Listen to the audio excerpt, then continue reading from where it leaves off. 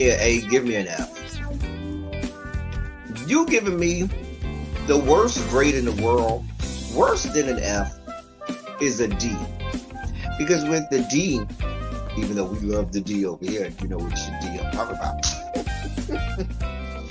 But with the D, oh, my coffee looks so good. It does. That don't even look like coffee. That's not even coffee. The way the whipped cream is running down the side of the coffee. That is over. The white stuff is run down the side of my face from time to time. That looks really good. Your coffee looks good. That's my coffee. If I drank coffee, I would drink that. That looks like coffee. Y'all hire clowns as if you were running a circus. So you get a circus and you hire clowns. Anyway, moving on. Take it from the people who play cards for him. He be cheating. No, I only cheat on Uno. Only Uno. Only Uno. Uno, Tuno, Luno, he is a cheater. Everything. If you cheat, See, they say you probably look. He said you probably do cheat. He do. If you ain't cheating, you ain't trying. I'm out of here. Bye. OnlyFans so that you can look at the longer videos and you can go in the comforts of your own little room at the boarding house, rent it home, grab your little Albaline and smoke it out for as long as you want it, playing it over and over and over, the long videos of Malik's long peen, because you have an infatuation with his long peen. I am certain that at this point you want him to shove his long peen somewhere inside of your body. I'm just saying. I'm just saying. The devil. There he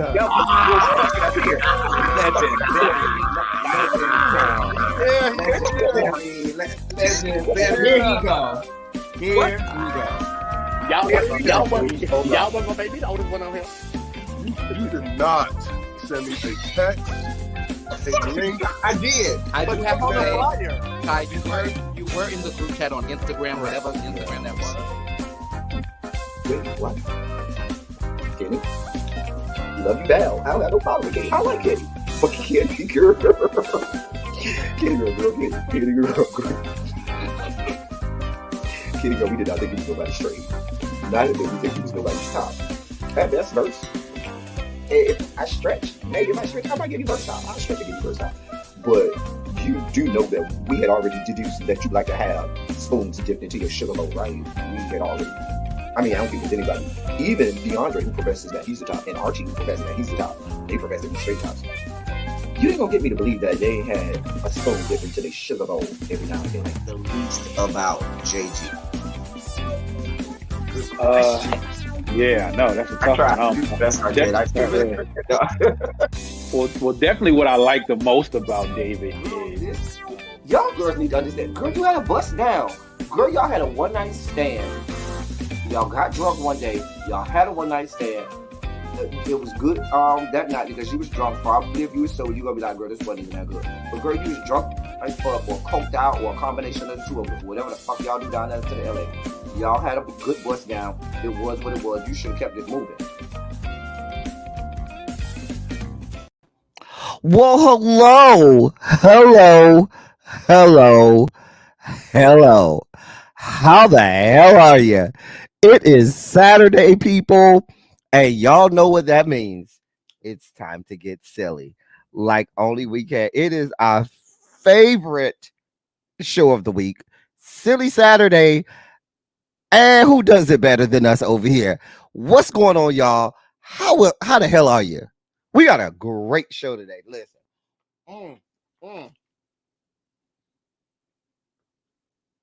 I was looking at the our new segment, the Year of Music. Good year. Great. Y'all gonna have a lot to say about this year of music because it was a good year. The dossier is packed.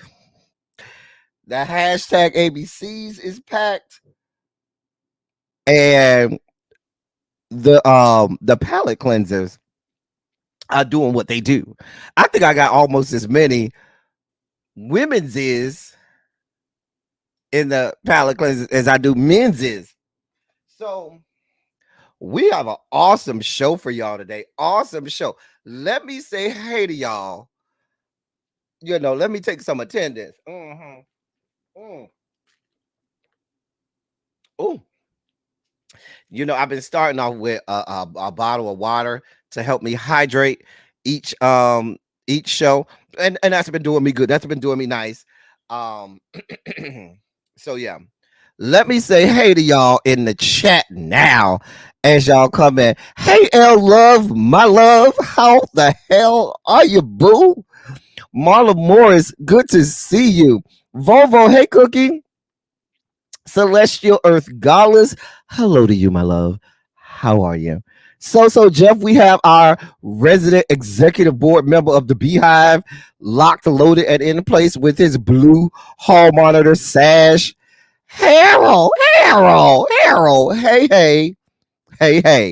How the hell are you, Harold? How art thou? Montrez, what's good, bruh? Montrez, one of these days we gonna get you to come. Montrez, can we get you at one of these days to commit to come on camera? We just want to talk to you and say what's up and get you to talk to us. Can we get a commitment sometime in the near future, Montrez, for you to pop up on screen and come and say hey to the people and say, hey, what's going on? Can we get that from you, Montrez? I just want to know. I might have what? I might do that. I might do an all Gen Z panel. Have you, Xavier, and all the rest of the Gen Zers come up, so we could talk. Nessa! What's going on, Nessa? What's going on, boo? Yeah, so we are here. Jason, what is good, bruh? Shondo to you and yours. Listen, y'all. I have been preparing all morning. Love, you see how Montrez just got quiet, right? You see how Montrez just mysteriously got quiet. Montrez, the people you got to give the people what they want, Montrez. You got to give the people, them what they want. You know what? You got Montrez, do it for the people. Do it for the people. Anyway, listen, I hope y'all got y'all coffee. I don't have any coffee this morning. Because I'm supposed to be avoiding coffee for at least another week or two. So in lieu of coffee, I have the goat, the watermelon. I had this new Red Bull yesterday. It was called Karuba Elderberry. It's the 2024 summer edition. It's actually pretty good. It reminds me of the yellow one. It reminds me of the Tropical Punch. Miss Twisted Treacy's or Tressie's. Did I say that right? How are you, Miss Twisted? How the hell are you today? I hope you're having a good time. Let me go get my straw for my Red Bull.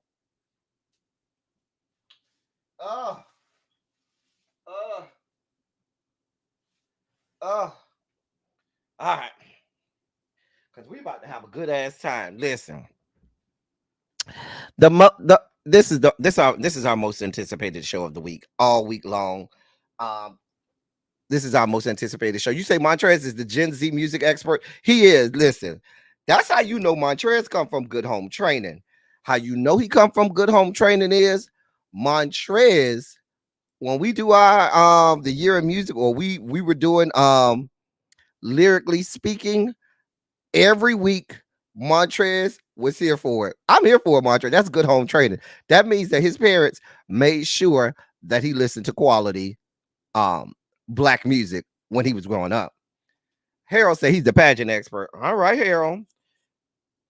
Harold said, listen, if you got anything on pageant, I'm here for it. I see you.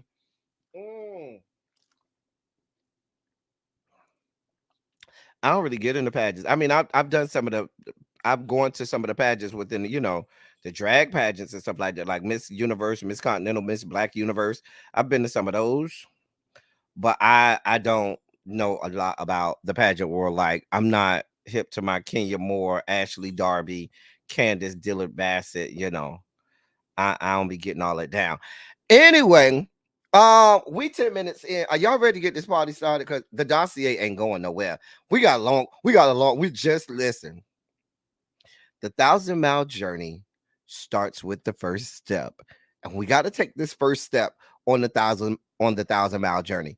I know Really B is still over there live, doing what she do, and you know I ain't gonna interrupt her. She probably will send her people over, but we got to get started. The dossier ain't going nowhere. Hey Tracy, if you're ready to go ahead and delve into the damn dossier for today, go ahead and put a shondo in the chat. Let me see your shondos. Put a shondo in the chat if you're ready to get the goddamn dossier unpacked. If you're ready to dive into today's Silly Saturday. Tracy, make sure you text DeBay and tell DeBay that we got a lot of women's for him this week in the palate cleansers. It's a lot of ass and titties. Yes, ass and titties. Ass and titties. Yes, ass. Tell him we got a lot of ass and titties for him today. Jason, bruh, we got a lot of ass and titties in the palate cleansers for today. I'm just letting you know. So if you like ass and titties, there's quite a bit of them in today's palate cleansers.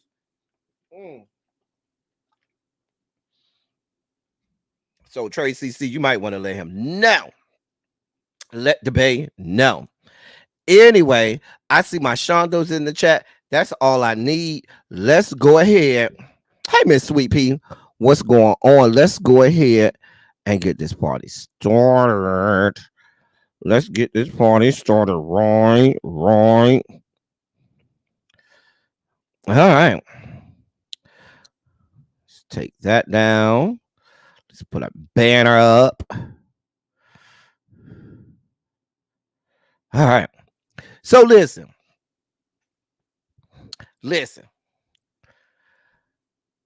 Go ahead and put your hashtags in the chat. Hey Ravine, what's going on? Hey everybody that's coming in from Really B. We just getting this party started. So go ahead, have a seat. Those people with the blue hall monitor sash, they can direct you to some good seats.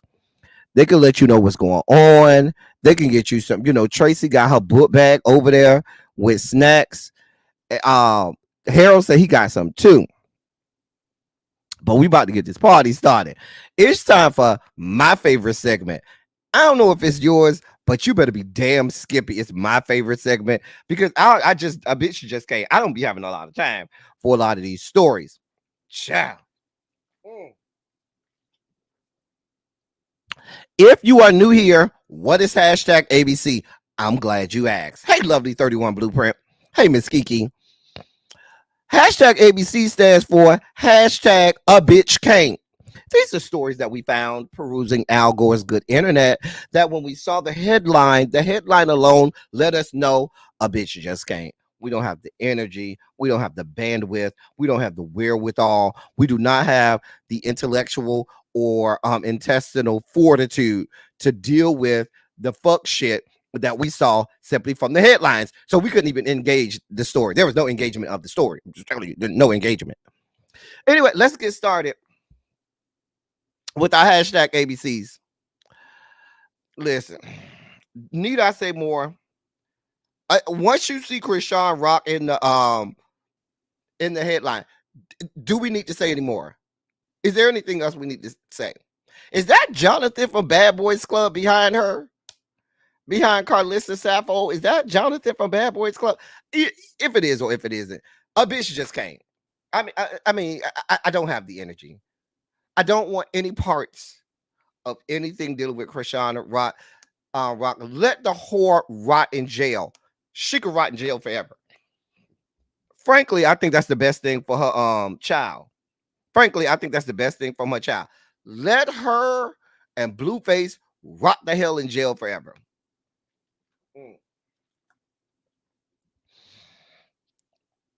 She probably needs to wish you dead. I'm not going to wish death on you, ma'am, but I don't wish the best for you. You do realize you are the individual that farted Blueface out. You do realize You shitted him out on the ER floor some years ago, and now we're left dealing with him and his level brand of fuck shit and fuckery. You do realize that, right? So I'm not gonna wish death on you, but I can see why she might. Mm, mm, mm. I'm just saying, ma'am, let me help you understand something. Miss Saffold, let me help you understand something. We don't care about you. I'm just gonna call it like it is. We don't like you. We don't care about you. We do not have the energy to engage with you, ma'am. I say this in the most friendly and polite manner that I can, ma'am. All I got for you is go with God. That's all I got for you. Go with God.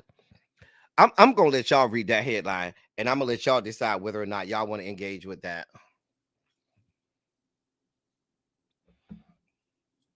Nobody I know wants any part of Kanye West's detailing whatever 3-hour sexcapade he had fueled by Viagra. I just don't give a shit. I don't care.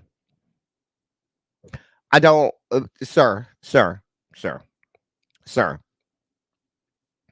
I saw this headline the other day, and I said, nope, can't do it, won't do it, nope. Some of y'all might like Kanye. I don't know. I give him to y'all. I just can't do it. I just don't. This was absolutely in the hashtag ABCs because a bitch just can't. A bitch can't. I just can't. A bitch can't. Nope. I don't want to know about whatever white woman descended from the Caucasus Mountains whose back you was blowing out for 3 and 4 hours because you got some concoction of Viagra, Levitra, and Cialis coursing through your veins. I don't care, sir. I don't. I'm just saying. So Jeff said, nah, he's too crazy. Not even that good peen crazy, just crazy. You know, it is a caliber of people who has that right amount of crazy, that they got that good crazy peen that will leave your whole body writhing in ecstasy. That's the one. That's the kind you want. I think Kanye is past that level, the good crazy peen level. But there is a such thing as good crazy peen that will leave you writhing in ecstasy, laid out on your bed, reconsidering life, wondering why they just left you like that. But y'all know it was some white woman descended from the Caucasus Mountains. Let's be clear. Chow. Listen, Mr. West, we just can't. We don't have the energy, Mr. West. We don't. A bitch just can't. I'm just saying. You know, the slow ones do be having good ping too, because that's all they got. That's all they got is good meat. So them slow ones, baby, they will fuck your soul so jump. Oh yeah, you ain't not that you ain't lying about. Sir, Mr. West, we have nothing for you. We're not gonna engage you and your 3-hour, not the 3-hour tour, a 3-hour tour, a 3-hour tour. We don't have that type of time. We're not gonna do this, Mr. West. We're not. Go with God. I'm gonna let y'all read that because all of the hashtag ABCs seem to be dealing with sex. So here we are. Here the hell we are. I don't want to know. I don't want to know that Rob Kardashian skank even has male genitalia. I just would hope and pray that he's built like a Ken doll and has mounds of plastic where all of the important pieces should be. I don't want to know. I don't want any engagement with thinking that that young man has reproductive organs. I don't want to know. I never want to envision it. I don't want anything about it. I'll let y'all engage with it. But me over here, I don't have that type of energy. Nope. Sure don't. I sure don't. Mm-mm. I give this whole story to y'all. I give it all to y'all. I don't want it. Get it away from me. I don't want to know about sperm donation. Mm-mm, mm-mm, mm-mm, mm-mm, mm-mm. Oh my God. I just can't. I just can't. I don't have the stomach for this. I just don't. I don't. And this is why this landed here in the hashtag ABC section. I'm gonna let y'all deal with that. We gotta move on because I just can't. I'm getting disgusted now. And in more news of people talking about sex that we don't want to hear, don't want to know about, Jim Jones thought y'all should know that for his birthday, he has one wish. I mean, not for his birthday, for Father's Day. He wants a mesum. I don't even want to know what a mesum is. I don't care what a mesum is. I envision it probably has something to do with some lubrication, some porn, and him stroking one out. I don't care. I don't want to think about it. I don't want the horrible mental pictures flooding my goddamn brain. No parts of it. Hey, Sharice, what's good, boo? Hey, Bap. Hey, Yana, what's up? I don't know what a mesum is. I don't want to know. I want no parts of it. And this is why you have landed, sir, in the hashtag ABC section, because a bitch just can't. Jim Jones, we don't want to know. We don't. You and your mesum that you're gonna have, leave that to yourself, okay? You and whatever corners of the hub being Pornhub, that you gonna do this with xnxx.com, xhamster.com, bigbootyholes.com. I don't know where you're going to watch and have this mesum, but we don't want to know. Xavier said he wants to know, watch, and record. You got it, Xavier. It's all you. I promise you we're not going to fight you. Xavier, I promise you, nobody in the chat is going to fight you to get any parts of seeing Jim Jones and his mesum. I don't even know what that has to do with Father's Day, Bap. The man said he has one wish for Father's Day, and that is, quote, I want a mesum. I don't know what it is. I don't care what it is. I'm not going to interact with it, and thus it's in the hashtag ABC section. Why? Because the bitch just can't. Hey, everybody coming in. Hey, Chef Dada. Hey, Ellen. Ellen, you can't try and slide up in here like we don't see you. We do see you, Ellen. Go ahead, take your seat. Hey, Quintessential Boom. You get ready for graduation? Is this your graduation today, Quintessential? I hope this is your. Are you getting? Is tonight your hooding ceremony? Is this your graduation? I hope this is your graduation and your hooding ceremony. Quintessential. It is. Y'all, let's stop what we're doing. Everybody put a congratulations in the chat for one of my lead hall monitors and mods, Quintessential. She is getting her doctorate today. She has her hooding ceremony today. She will be hooded today. She will don the cuffed commencement gown with the 3 stripes. She will get hooded today. We are so proud of you, Quintessential. That is an accomplishment. Less than 1% of the population has a terminal degree or a doctor, the equivalent of a doctorate, and you are getting your doctorate today. We are so fucking happy for you and proud of you. We are proud of you. Shout out to her. Shout out to Dr. Quintessential. Y'all show her some love. That is an awesome achievement. That is an incredible accomplishment and achievement. And I will gladly, pull the velvet rope aside and allow you over here into the the doctor's lounge with the elite of the elite have membership and access. We ain't talking about these people who got honorary doctors from people. We're talking about people who have actually written dissertations and defended them. I'm just saying. So we are here for it. We got a couple people in the chat who have terminal degrees, and we celebrate all of them. But shout out to Quintessential. I wanted to take that time and shout her out. Quintessential, that is a phenomenal accomplishment. And girl, we are here for you. I done gave this woman a doctorate, and Quintessential says, no, I'm just getting my master's. Well, the doctorate is coming on the way. It's coming. I done just gave this woman a doctorate. Let me close the velvet rope back. We still gonna congratulate you. Anyway, phenomenal accomplishment. We love everybody. Let's go on.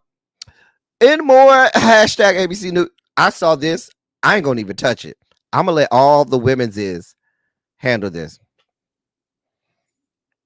Marlon Moore says she got her JD, even though she act a fool. She could put Esquire behind her name. She has her jurisprudence doctorate. I'm gonna just let the women handle it. I ain't gonna even touch this. Ladies, I'm gonna let y'all have it because I don't have nothing to do with it. You see, I'm just handing out honorary doctorates.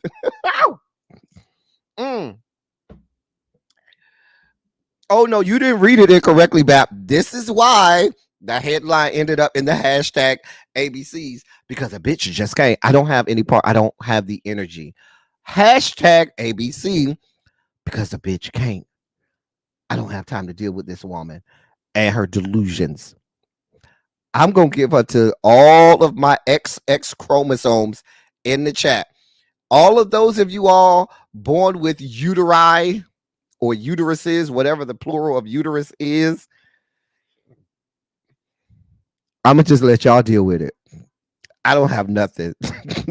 I'm going to stay away from it because the bitch just can't. The woman says your uterus doesn't age. Janae and Yana, who are our two medical experts in the room, I just need for y'all to clarify that that's not a scientifically sound statement. Hey, cross country cruiser, how you doing, boo? How you doing, my love? It's good to see you. Girl, I don't know. The woman says she want to get pregnant again because her uterus don't age. Maybe she got some weird ass other shit. The woman say her uterus don't age. She finna get pregnant again. We already don't forgive you for that menagerie of mutts over there that you call a gaggle of children. We will never forgive you for that menagerie of mutts over there in the form of the Kardashian skank / Jenner clan. We already don't forgive you for those mistakes. Now you talking about you want to put more into the world? No, ma'am. No, ma'am. Nope. Mama says she is 68 years old. She's ready to pop that coochie again. Pop that coochie. Hey, pop that coochie, baby. Pop the coochie. Hey, pop that coochie. Listen, the woman said your uterus doesn't age. I ain't got no parts of it. Hey, crazy homebody girl, I got nothing to do with it. I'm giving her to all of you ladies out there, all of my XX chromosomes, all of my people out there born with a uterus. I give it to y'all. I ain't got no dog in this fight. I'm just saying. I don't know why she's doing this, crazy homebody girl, but you see it landed in the hashtag ABCs because a bitch can't. A bitch just can't. A bitch just can't. This is the lunacy that we have going on with the Kardashian skank clan.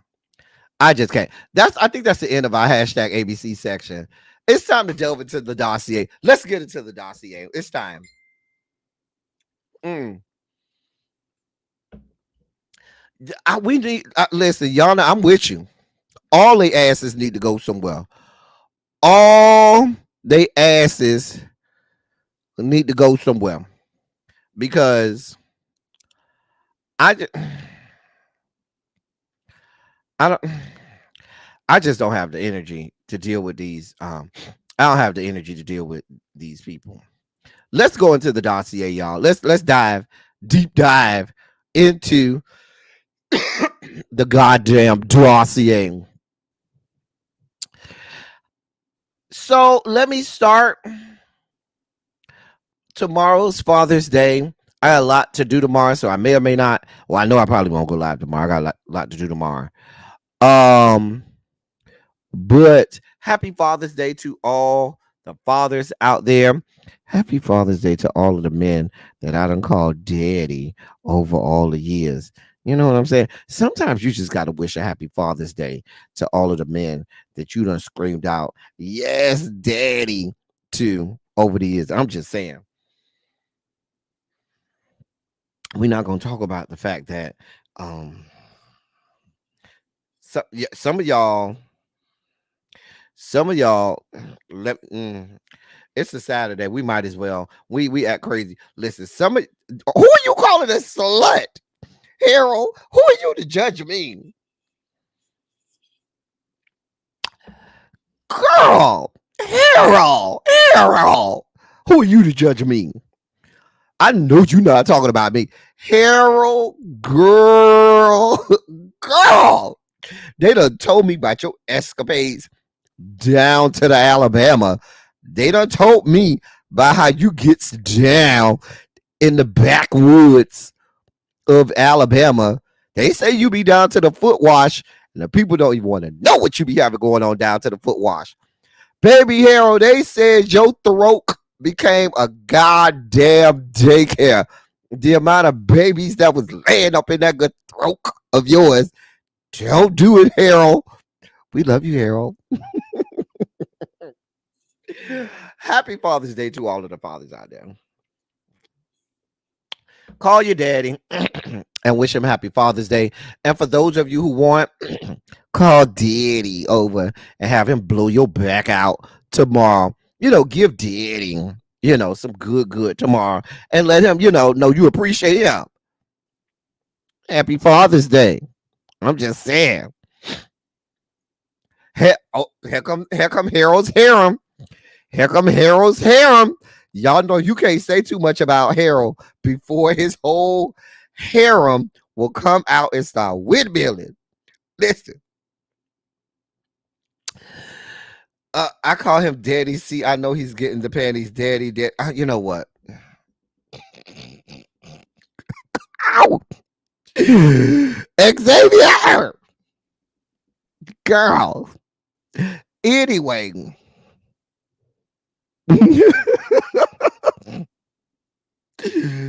Child. We got to move on. I ain't thinking about you, Harold. I am not thinking about you. I love you. It's a sad day for some of us 80s R&B fans. Angela Bofill passed away yesterday.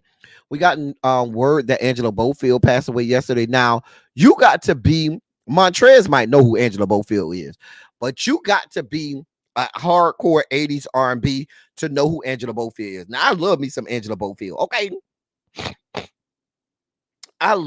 Listen, Angela Bofill can sing. Do you hear me? And there was a lot of those ladies back in the 80s that could sing their face off, but, record companies wasn't shit back then and they didn't give a damn. Some of my favorite Angela Bofill songs, one of my favorites is Tonight I Give In. I love I'm On Your Side. I love what was my song? Oh, it just slipped my head. Fucking Break It to Me Gently. Oh my God. I love me some Angela Bofill. What I Wouldn't Do for the Love of You is a great Angela Bofill song. Angela Bofill can just flat-footed stand at a goddamn microphone and sing her face off. So listen, Tonight I Give In, child. Tonight I Give It. Listen, these kids not ready. Tracy, see, these kids are not ready for Tonight I Give In. Child. Angela Bofill, listen. Tracy, hey Tracy W, I ain't see you slide up in here. I tried this time. I'll Be Sweet. Yep. Angela Bofill just could sit there and flat-footed stand at the goddamn mic and sing her fucking face off.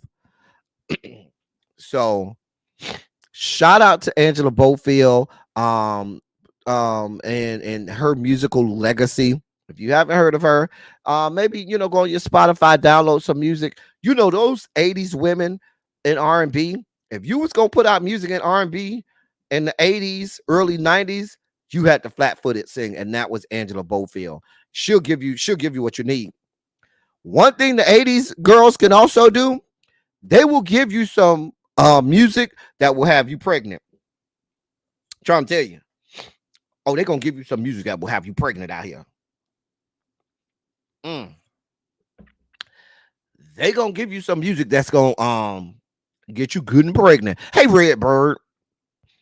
So prayers and condolences to her family, friends, and loved ones on her passing, but she passed away just yesterday at the age of 70. That's Angela Bofill transitioning, going on to be with the going on to the great beyond at the age of 70.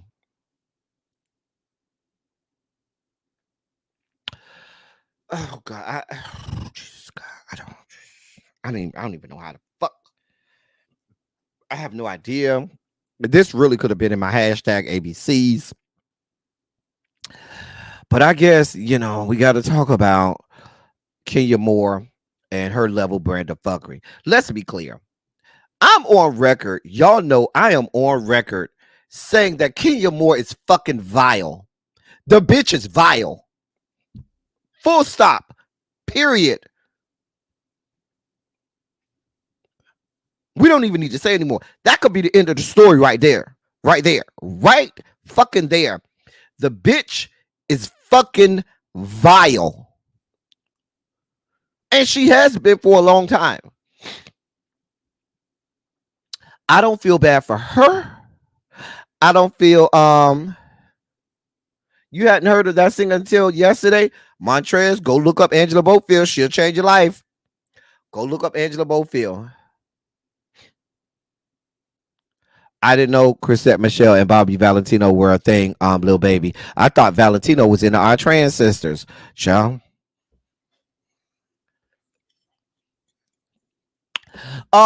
Back to what I was gonna say. Kenya Moore is vile. Bravo has allowed her to gallivant all over our television screens with her level brand of fuckery for years now. Year after year after year after year. She says some of the most insidious things to people. She's done vile things to people. So whenever horrible things happen to her on the Real Housewives of Atlanta, baby, I don't say nothing. I look at it like, okay, girl, because you don't put a whole lot of bad energy into the air. And so how did you think this was going to end? You do understand you can't just keep putting bad shit into the ether, bad shit out there into the atmosphere, not thinking that it's not going to at some point reverberate and come back around to you. She's fucking vile. Child. No, Ravine, I don't have a problem with how you look. My thing is the stuff that Kenya Moore says out of her mouth to people. That's my problem with Kenya Moore. That is my problem.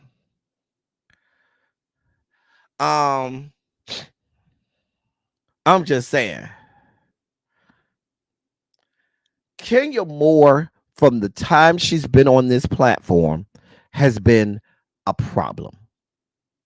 So now they allowed her too much real estate to do all of her fuck shit year after year after year after year. She felt emboldened. She felt like she had this level of autonomy where I can do it, pretty much do and say whatever the fuck I want, and I'm gonna be here regardless. Listen, you see, she got her ass fucked up by Portia and drug up and down the goddamn stage. I'm surprised nobody else did. But I'll say this, Bravo to me has always protected Kenya.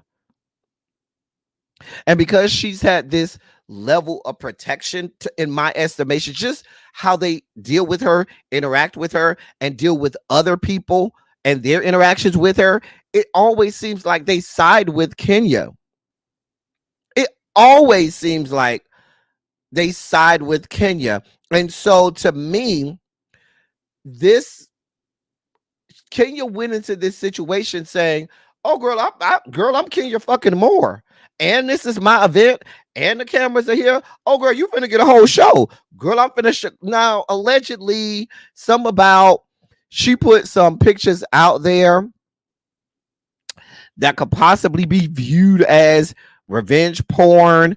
For those people who are not up to speed on what happened, let me give you a real quick blurb from an article about what happened. Real Housewives of Atlanta star Kenya Moore has been suspended from the show indefinitely. This after she unveiled posters of newcomer Brittany Edie allegedly performing oral sex at her hair spa grand opening. According to the New York Post, Bravo was filming at the cast event where Kenya revealed the X-rated images. Edie, however, was not present for the reveal. The intimate photos were allegedly easily accessible online. Apparently, Brittany Edie had allegedly made a threat to Kenya Moore involving the word gun sometime prior to the event. But according to the New York Post, Kenya was never threatened with a weapon, and no weapon was ever present during the production. An investigation into the matter was launched by Bravo and the production company. Now, Drew Sidora and several other castmates tweeted in real time about the event. Drew Sidora tweeted out, quote, "I'm flabbergasted and floored," with an emoji sign, end of quote. And once the scandal was reported, Kenya posted on her Instagram saying, quote, "Believe none of what you hear and half of what you see. The truth always comes to light," end of quote. She then posted on X, quote, "I would never engage in revenge porn. I have never distributed private images or footage of anyone, nor solicited images owned by others to use to threaten or blackmail. I have always been vindicated. I can't talk about story, even with people planning fake news. Hashtag Sweet 16, end of quote." And that's a direct quote from Kenya on her Twitter. Brittany Edie gave her own statement via Instagram saying, quote, "It's never a good feeling being targeted or hazed by someone I thought would embrace me into a new circle that I never met. For the record, I've never once had possession of any weapons or threatened anyone ever. I've never been to jail in a fight or even had as much as a speeding ticket. That's not my character. I am hurt by the narrative that's being displayed. Wrong is wrong," end of quote. And that's from Brittany Edie. In leaked audio from the event, you can hear Kenya Moore allegedly saying, quote, "You a paid hoe. Brittany does escort. There's an IG that put her email out on blast. She charges $1,400 for an appointment. You not only a hoe, you a cheap whore. You on covers of magazines being a thought. You all of those things. Okay? You're over here on Snapchat. Yo Gotti was like, Snapchat me that pussy, and you did." End of quote. Now listen. I've heard a lot of people and a lot of blogs say, oh, she never said she didn't do it. She absolutely put on Twitter, the tweets are out there, that she never, here's the exact tweet that Kenya Moore said. She tweeted the following. Oh, where's it at? Quote, this is an exact quote. This is the tweet. I would never engage in revenge porn. I have never distributed private images or photos or footage of anyone, nor solicited images owned by others to use to threaten or blackmail. I have always been vindicated. I can't talk about the story even with people planning fake news. Hashtag Sweet 16. And that's the end of quote. So, and the news outlets that I'm pulling this from is TMZ and the New York Post. I ain't pulled this from no Shade Room. I didn't pull this from no Neighborhood Talk. I didn't pull this from Media Takeout. I didn't go to somebody's YouTube page. I went to, in terms of gossip blogs or gossip sites that tend to be credible, I went to places that I deemed credible. Now, we all can admit TMZ usually is credible. If TMZ put it out, they have, people there that are going to vet this out, go do their homework, and do all of that. So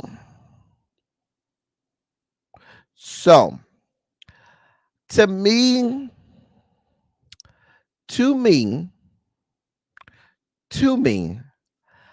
this is just bad business.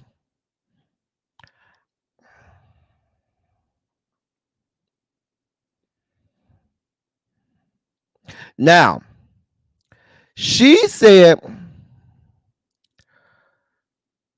now you got to get into the language. She said, I have never distributed private images or footage of anyone. Then she says, nor solicited images owned by others to use to threaten or blackmail. Now,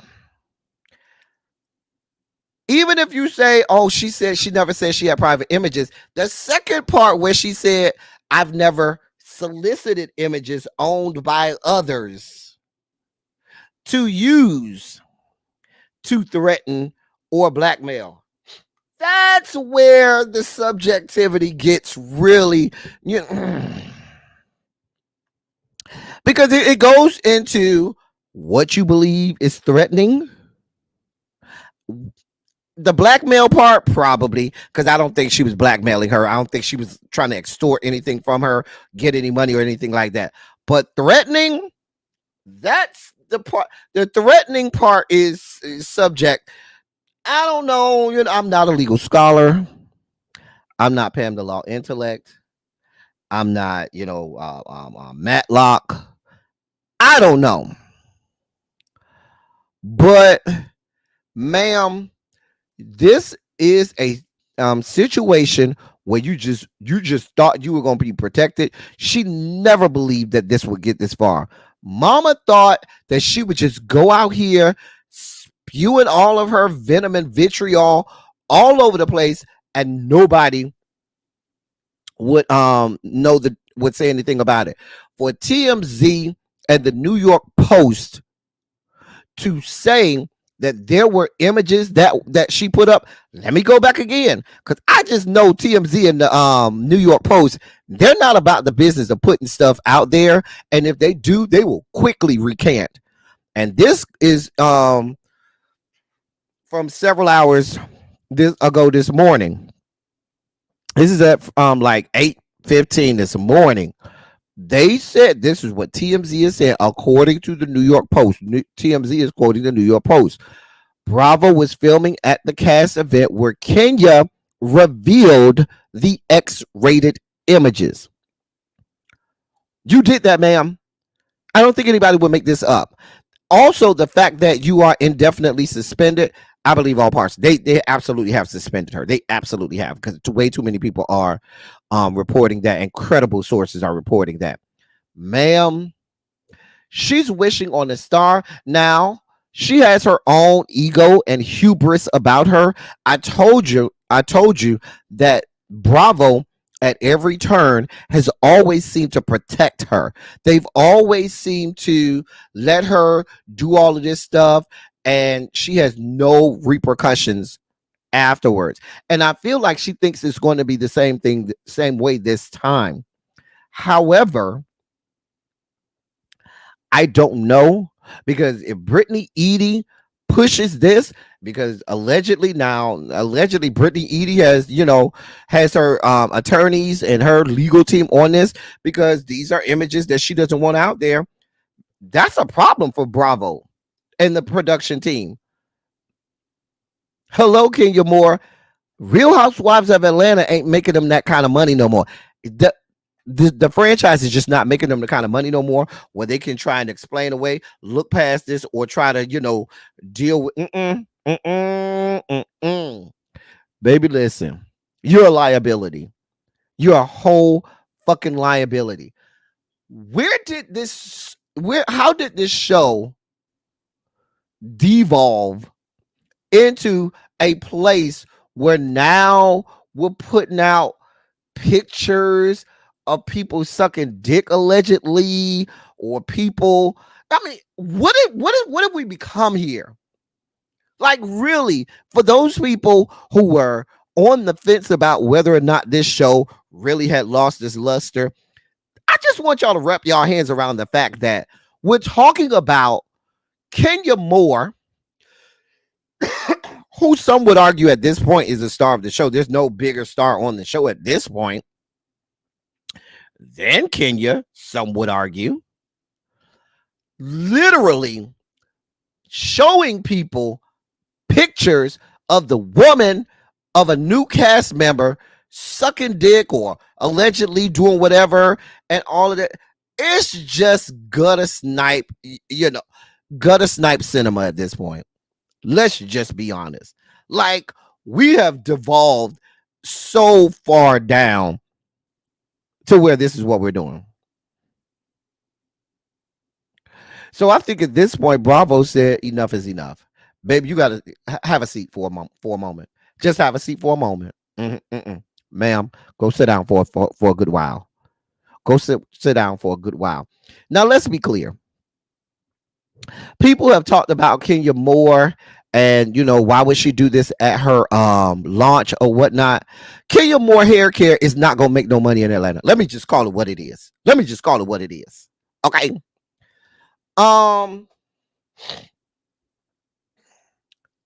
First of all, in the streets of the Atlanta, the people like Portia. Portia is one of the people who Atlanta sees it for. You and your history with Portia was already gonna have you looked at sideways by a lot of people in Atlanta. But even the people that may be Kenya Moore fans, I don't think that there's enough of them to mitigate and make up for the fact that you're just not liked. You're not you're a villain. You relish in your villainhood. However, that may work for Bravo and that may work for television and Real Housewives of Atlanta. But when you talk about you wanting people to come and patronize your business, that ain't gonna go well. It doesn't matter that they're friends now, Ravine. The people still don't see it for Kenya Moore, and they just never will. They just never will. She relishes in being a villain. It is Kenya Moore comes off as someone who is self-righteous and pious and elitist. And you couple that with the fact that you are a villain and unlikable, that's just not a recipe for success for people being like, girl, I'm finna come over here and patronize you.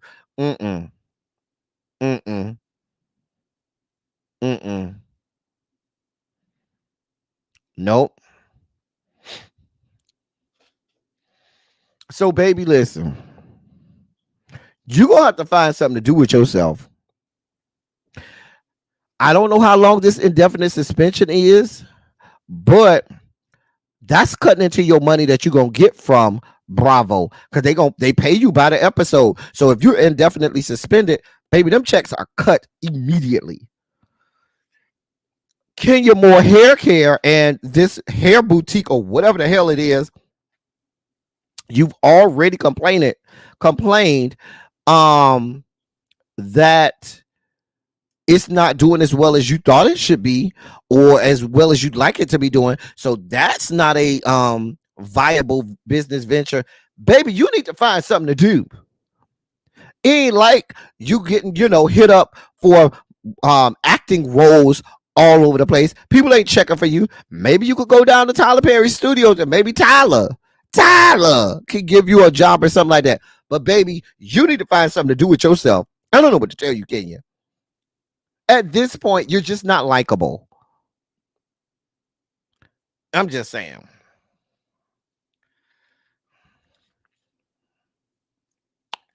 Child.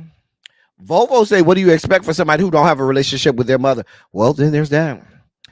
Ravine said, I do admire Kenya's past, and I see her courage as she raises her child as a single mother. I don't, her as a mother, we all applaud her and her as a mother, because I do think she's a great mother to her child, Brooklyn. However, that's only one aspect of who you are.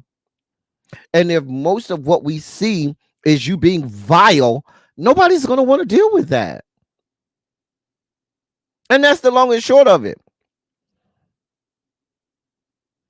She can do consulting on Tyler Perry's hair and wig department.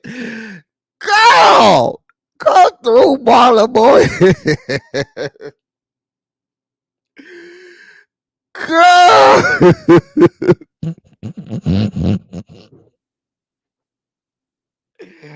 The Marlon boy said she could go do some consulting down there for the Tyler Perry hair and wig department. Go help him with the wigs, girl, the wigs. To be clear, I haven't cared for Kenya since she made her appearance on Martin back in the 90s. Well, then there's that. I do think she's developing a little codependency with Brooklyn, but that's just me. Well, listen, Kenya, that's all I got. I listen, we don't have time today, Kenya, to do a 2-hour expose and real breakdown on all that you got going on. Ma'am, you got sent to the principal's office. You are suspended indefinitely from the show. What your stinking ass should have did was shut the fuck up. You doing all of these lives and shit, telling people you're going to be vindicated, telling people you ain't did nothing. And every news outlet at this point is confirming that you did all of this shit. Girl, this not looking good. Even if you are correct, shut the fuck up. Sit the fuck down somewhere and let the shit play out. And then you can have the last laugh on the back end. But if you're on the front end saying, oh, I ain't did shit, oh, y'all gonna see, oh, I will be vindicated, and it's not looking that way, girl. I ain't biased against Kenya, and I don't think a lot of people are biased against Kenya. Kenya gets what she puts out there. Kenya wants to be a villain. Kenya has no problem being the person that people don't like. She's okay with that. She's okay with it. She puts stuff out there purposely so that she can be looked at that way. And I don't think that that's people hating on her. That's literally what she puts out there for people to digest. L Love said one of Portia's good qualities is I believe her when she says she doesn't hold a grudge. Child, I wish I could say the same. I don't hold grudges. I just don't forget and cut you off. Because my thing is, once you cut off, I don't have to hold a grudge because I'm not interacting with you. I'm not engaging with you. We don't have no dealings. So ain't no need for me to hold a grudge. Girl, you're out of my life. There's that. Anyway, Kenya, we have nothing else for you, ma'am. Go with God. So we were talking about earlier the Kardashian skanks.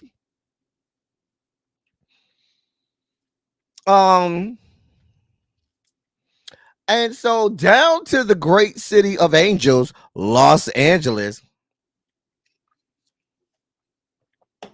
there was a billboard promoting the new, Kardashian skanks show that's going to be on Hulu. Well, some great artists decided that they would fix the billboard. And so they decided to write up there, suck the dick right, exclamation point. I don't know what you want from me. The people are giving a declarative statement. They want the Kardashians to know that they have something for them to do. Suck the dick right. What do you want from me? I don't know what you want from me. That's what the people put up there. Now, they said it was up there for like a day. And then, and then it was all black. The next day, the billboard was all black. Baby, I don't know. But I saw this. And I said, my people gotta see this. Where's Sharice? Sharice, my love. Come to the whiteboard, Sharice Woods. Sharice Woods, you over there in the Cali area. All of my California people, come to the whiteboard. Please, please. All of my California people, can I get y'all to come to the whiteboard? Listen, Ravine said the billboard looks right to her. I don't know what the problem is. Ravine said she don't know what the problem is. It looked right to her. Did you hear about this, Sharice? If you still in the bushes or if you still in the chat, I just want my California delegation to let me know if they saw this. Child, listen, L Love, you better tell them. We don't have time to be holding grudges, baby. We don't deal with you. You're not in our life no more. We can't hold grudges for people that ain't in our life no more. I'm California, but I'm not coming to the whiteboard. Tracy W say I'm in California, but I'm not coming down to the goddamn whiteboard. Cassandra say, well, it fits them well. Marlon Morris said, identifying a skill set able to draw a pancake. Girl, hey, Cassandra, girl, hey, girl, hey. Girl, listen. I saw this. Some wonderful artist. You know what I be wondering? Like, what time of day do these people go and do this graffiti? Because I envision this takes some time. This ain't something you finna go up there for like 10 minutes and be done. Something like this could take you, I'm guessing, maybe an hour or two. Nobody saw them up there. Like, because at night, the billboards have lights at night that, you know, shine on that billboard so you can see the fucking billboard. So if somebody's out there spray painting this on there, somebody had to see this. Even if this is in Los Angeles is like most big cities. It's never sleep. Somebody always up. Somebody always driving down that street. I'm just saying, when do we find the time? Yeah. But I saw this. I thought y'all might want to have seen it. But they don't black out the billboard now. You can't see it no more. But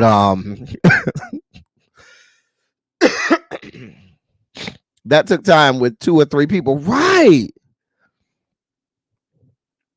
Child. Listen. So y'all, a couple months ago,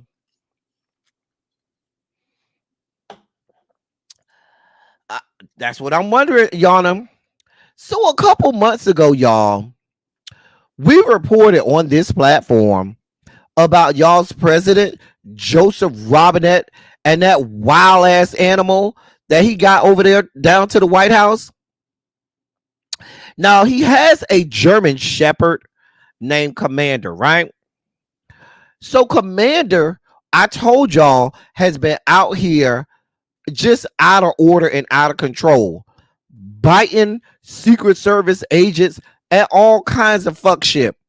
This shit done got worse. Like, at this point, you need to put this fucking dog down. They are at it again, little baby. Let me read y'all the latest. Listen. So, according to sources close to the White House, the dog is now up to 36. Oh, you heard me. 36 incidents where he has bitten people. I'm just telling you. Let me tell you what some of these.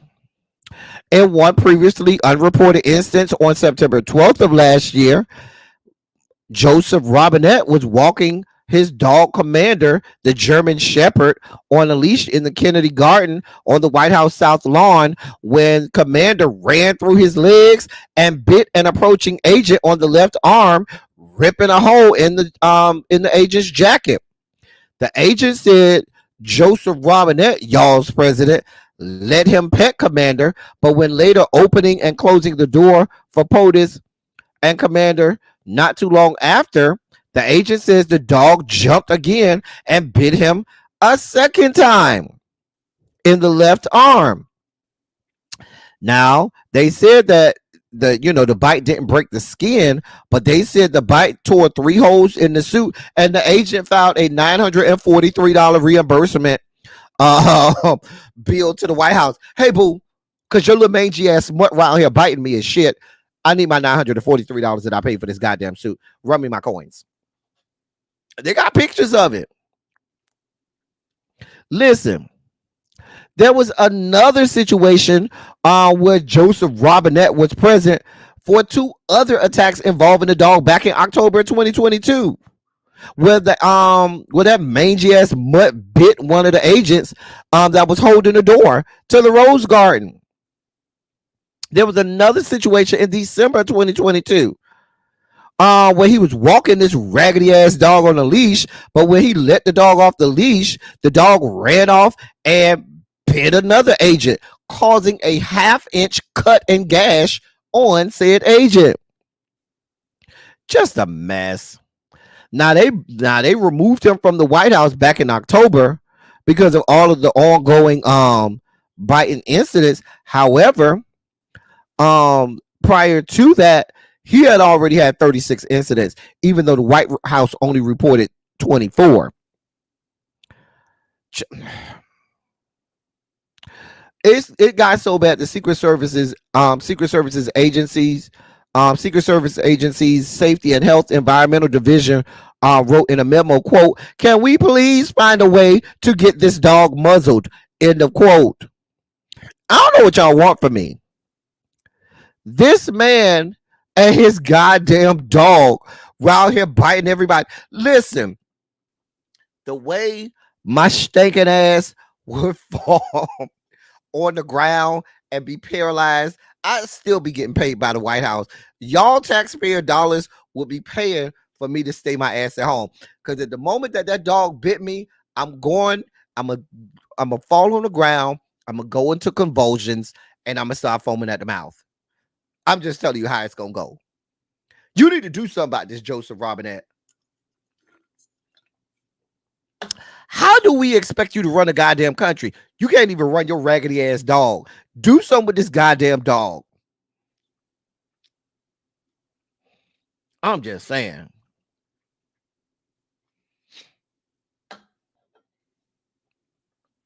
Baby, I don't know. Listen, Bap, I'm with you. Baby, I would be traumatized. Every time I see a dog, I would be traumatized. I start having the shakes and shit. No, ma'am. No, God. Now he can't even stay up. I'm not doing this with you, Ellen. At this point, he doesn't need security with his dogs kept right. Ain't no need for the Secret Service. Baby, just get your dogs. We gotta move on, Joseph Robinette. We'll have this type of time. Jesus gave Joe that dog at the cross. God, Marlon boy, say Jesus gave him that dog at the goddamn cross. Good, I'm not doing this with you. Cha. Right. Got Cujo over there. Listen. Now, put a 27 in the chat if you watch Tubi. Now, I'm going to tell you right now, I don't watch Tubi. I don't watch Tubi at all. I ain't never seen a movie on Tubi. I ain't trying to go over there. I don't have the strength and energy for Tubi. But put a 27 in the chat if you are someone that watches Tubi.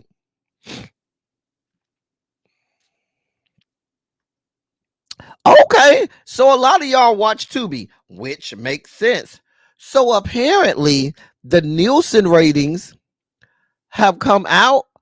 Tubi has beat out all of the other streaming services.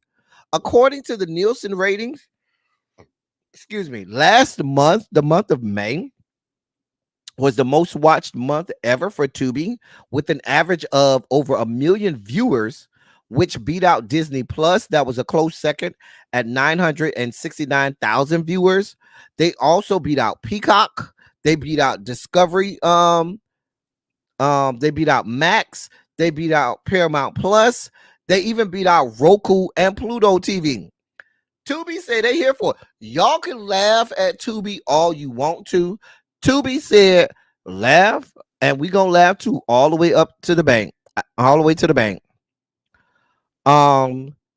Their third quarter revenue for last year grew 22% year over year at a time when the advertising market was very sluggish. They've grown. Their ratings last month is 46% up from a year ago. So listen, the people are out here watching Tubi. I guess we can't listen. I guess we can't pick at Tubi and look at Tubi as some fringe, thing. L Love said, "Come on over to Tubi." I guess I might have to.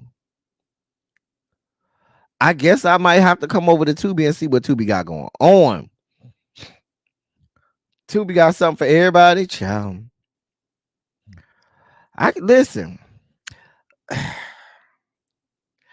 Put in the chat, what's the last movie you watched over on Tubi? That's what I want to know, so I can see if it got what I need. What is the last movie or the last show you watched over on Tubi? Put that in the chat so I can get a feel for what they got going on over there. Y'all say I go over to stream good wholesome stuff like Amen and Matlock and etc. Why I don't believe that, Yana? Harold, do they got porn over there, Harold? I know you gonna know Harold. Harold, I know you gonna know. Harold, do they got, do they at least have soft core over there, Harold? I know you know Harold. Harold. Xavier, I know Xavier know if nobody else know Xavier. Xavier, do they got even soft core over there, Xavier? I just want to know. I barely watch shows, but I might try Tubi. I like free stuff. I like free stuff too. I told you Harold was go no. Harold said no, they do not. Oh, well then I'll try. I see what they got. But yeah, so apparently Tubi is all the rage. Tubi has a variety of movies to choose from. Okay, I'm gonna go over there and watch. But from all of the stuff I be seeing on social media with Tubi, y'all be having these movies where in one scene is the character is one person, and the very next scene the character is a whole other person. I did not call you a slut, Harold. That was you who called me a slut, Harold. Harold, remember that? Oh, it's a show called Hoochie Daddy on Tubi that I need to go watch. All right, Tracy, I got you. I'm gonna watch that today. Hoochie Daddy. Just go and scroll, LTD. I know you will find something you like. I probably will, Tracy W. I probably will. Harold over here calling me a slut. But he knew the answer. Chicken, get your chicken here. Anyway, congratulations, Tubi. Go with God. Jesus God. So that right there is Camille Winbush, who was on the Bernie Mac show back in the day. Well, listen, she got some choice words for y'all. She said, y'all got all this shit to say. I got some shit to say to y'all too. Don't be over here asking me no questions about why the fuck I got an OnlyFans page. Who the fuck are y'all to question me? You don't know me or my life. That's what I'm translating. Now I'm gonna read y'all what she said. But the woman said, don't be coming over here asking her why she got an OnlyFans, why she ain't making no residuals from the Bernie Mac show. Baby, this is not my fight. This is her fight. Here is what she said about the whole situation and why she got her OnlyFans. She said, quote, people that are outside of the acting world have no place to speak on it. When people are saying, oh, those Bernie Mac checks must have dried up, I'm like, from a job 20 years ago when I was 12 years old? Yeah, like, duh. End of quote. She then went on to say, quote, if I was on Friends making $1 million an episode, yes, those residual checks would still be very nice. But as time goes on, they get smaller and smaller every year. You're not making the same amount that you were when the show was current per episode. 20 years later, those checks are not sustainable for a living. End of quote. Oh, she wasn't done with y'all. She went on to say again, quote, you can count on any job. You can count on any job to last or even to book a job. So over the years, I have done regular 9-to-5s. I owned an ice cream shop for 3 years when I was a teenager. But if I can find a way to make enough money to buy a home from the comfort and safety of my own living room, why wouldn't I do that? End of quote. Ma'am, you out here saying a whole lot of stuff with your chest. Like you out here yelling at people and shit. Oh, I'm sorry. She wasn't done. Oh, I'm sorry. Let me keep going. She's not done.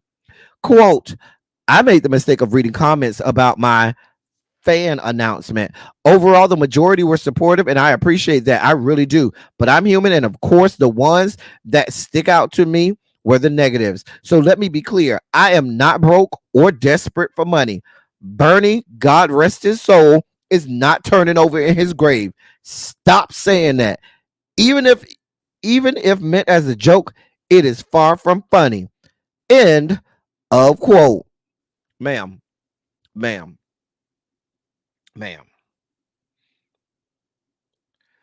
You over here yelling at us. Ma'am, I don't know who the fuck you yelling at. I don't got nothing to do with your own. I've never even seen your OnlyFans. I don't want to see your OnlyFans. I don't want no parts of it. Now, I'm sure there's an appetite for people who want to see what you got going on. But, ma'am, why are you over here yelling at us? We don't have no problem with people with OnlyFans. If you want to show your titties, areolas, booty hole, labia, whatever, your ass cheeks, I don't care. Ma'am, you can do whatever the fuck you want to do. But what you not going to do is sit your ass over here and start the fuck yelling at us like we the problem. You over here, I ain't broke. I ain't desperate. Ma'am,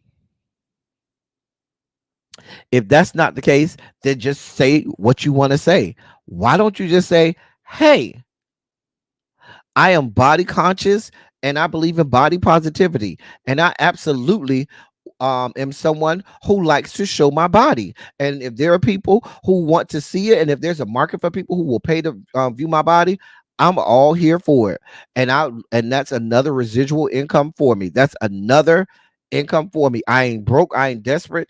I just love being able to show my body. I like people looking at my coochie hairs. I like people looking at my nipples. I like people looking at my ass crack. And I'm here for the money that I get for it. Why don't you just say that? But all this yelling and shit, girl, who the fuck are you? Girl, I don't know who the fuck you talking to. I mean, if we talking about OnlyFans positivity and all of that shit. I mean, if we talking about some shit, can you do me a favor and go tell your co-host Jeremy Suarez to do an OnlyFans? That's who I need to do OnlyFans. Damn, what the fuck you got going on? You yelling and shit. Why you over here yelling and shit? Can you go over there to your former co-host Jeremy Suarez and tell him I need him to do an OnlyFans? That's all I want. Because all of this back and forth about your own, I ain't never going to your OnlyFans. I ain't never gonna see it. I ain't never gonna pay for it. I don't want to see it. However, if you would go over there and tell Jeremy Suarez to go ahead and open up a good OnlyFans, I would be here for it. I'm here for all parts of that. You, ma'am, not so much. I don't have nothing to do with it. I'm just saying. Celestial Goddess says she letting the ones messing with her know what it is. Baby, she out here like she ready to windmill. Baby mama is out here ready to, give y'all 2 to the head, 3 to the body. She did invite us into the conversation, Ravine. She did. She was out here promoting said OnlyFans, and now you mad because people had something to say about that OnlyFans. I'm just saying. Girl, who you mad at? I still need you to go over there to Jeremy Suarez and tell him to start an OnlyFans. And when he do, just let me know. Just let me know. We'll be around there. Not to yours, but we'll be around there to Jeremy Suarez. I'm just saying. Anyway, man, I have nothing for you. Go with God. Just saying. So that right there is my girl, Foxy Brown. I know some of y'all are real Lil Kim fans, but back in the day when it was Kim versus Foxy, I was always Team Foxy. Lil Kim couldn't do shit for me. I was always Team Foxy. Now I need y'all to put in the chat, whose side was you on? Was you Team Lil Kim or was you Team Foxy Brown? Now, for those of you all too young, I don't need you to put nothing in the chat. Y'all wasn't there. Y'all wasn't there in real time, so y'all don't have no say-so on who team y'all was on. Y'all can't have this revisionist history, or y'all can't say, oh, well, let me decide now after the fact. I want to know for the people who was there in real time, whose team was you on? Because you had to pick a team. It wasn't no I'm both. You was either Team Foxy or Team Lil Kim. I was Team Foxy. I'm just telling you. I was Team Foxy. Anyway, Bap say I was Team Lil Kim. And what? I hear you, Bap. Y'all say I listen to Foxy more, but I like them both. In real time back then, I was Team. To me, Foxy was a heavier hitter. Foxy used to come with that fire, man. I was Team Foxy. Hey, Miss Baythang. Listen. So Foxy is stirring up some drama. So yesterday, Foxy posted a message on her Instagram story saying happy birthday to a fellow rapper. Who would that fellow rapper be? A young man by the name of Mr. Papers. Who is Mr. Papers? I'm glad you asked. Mr. Papers is the baby daddy of Lil Kim's daughter, Royal Reign. Lil Kim's daughter, Royal Reign, that is Mr. Papers' daughter. She had that baby with Mr. Papers. So yesterday, she told him happy birthday.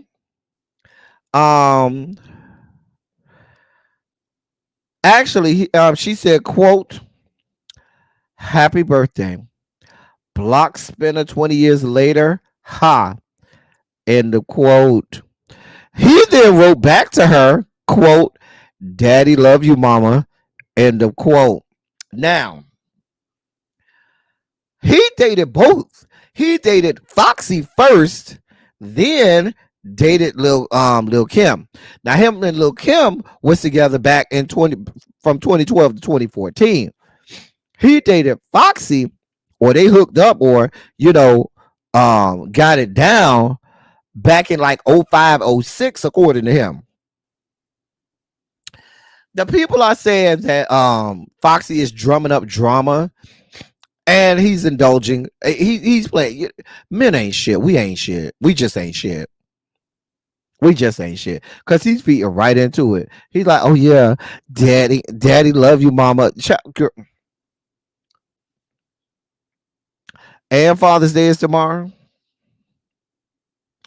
Foxy, I love you, girl, but this is unnecessary drama.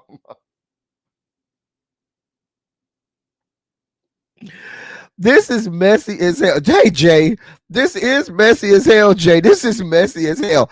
You knew exactly what you was doing, Foxy. This shit is messy as hell. And I'm here for it.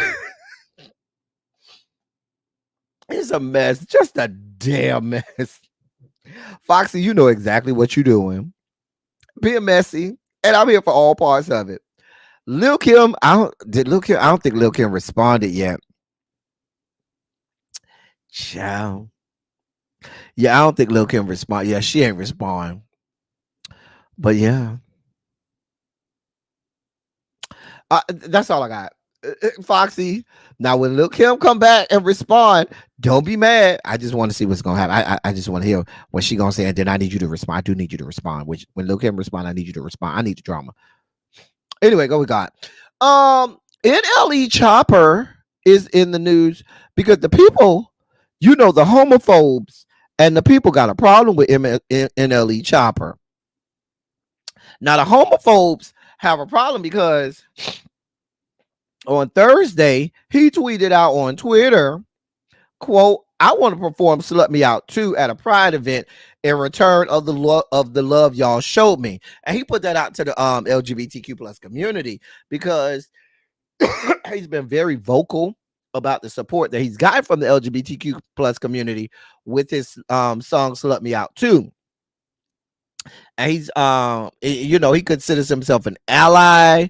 He don't have no problem with the community. And he said, I want to perform at a Pride event so I can show my love to y'all because y'all help me, get my numbers and get my music up, and y'all show me so much love.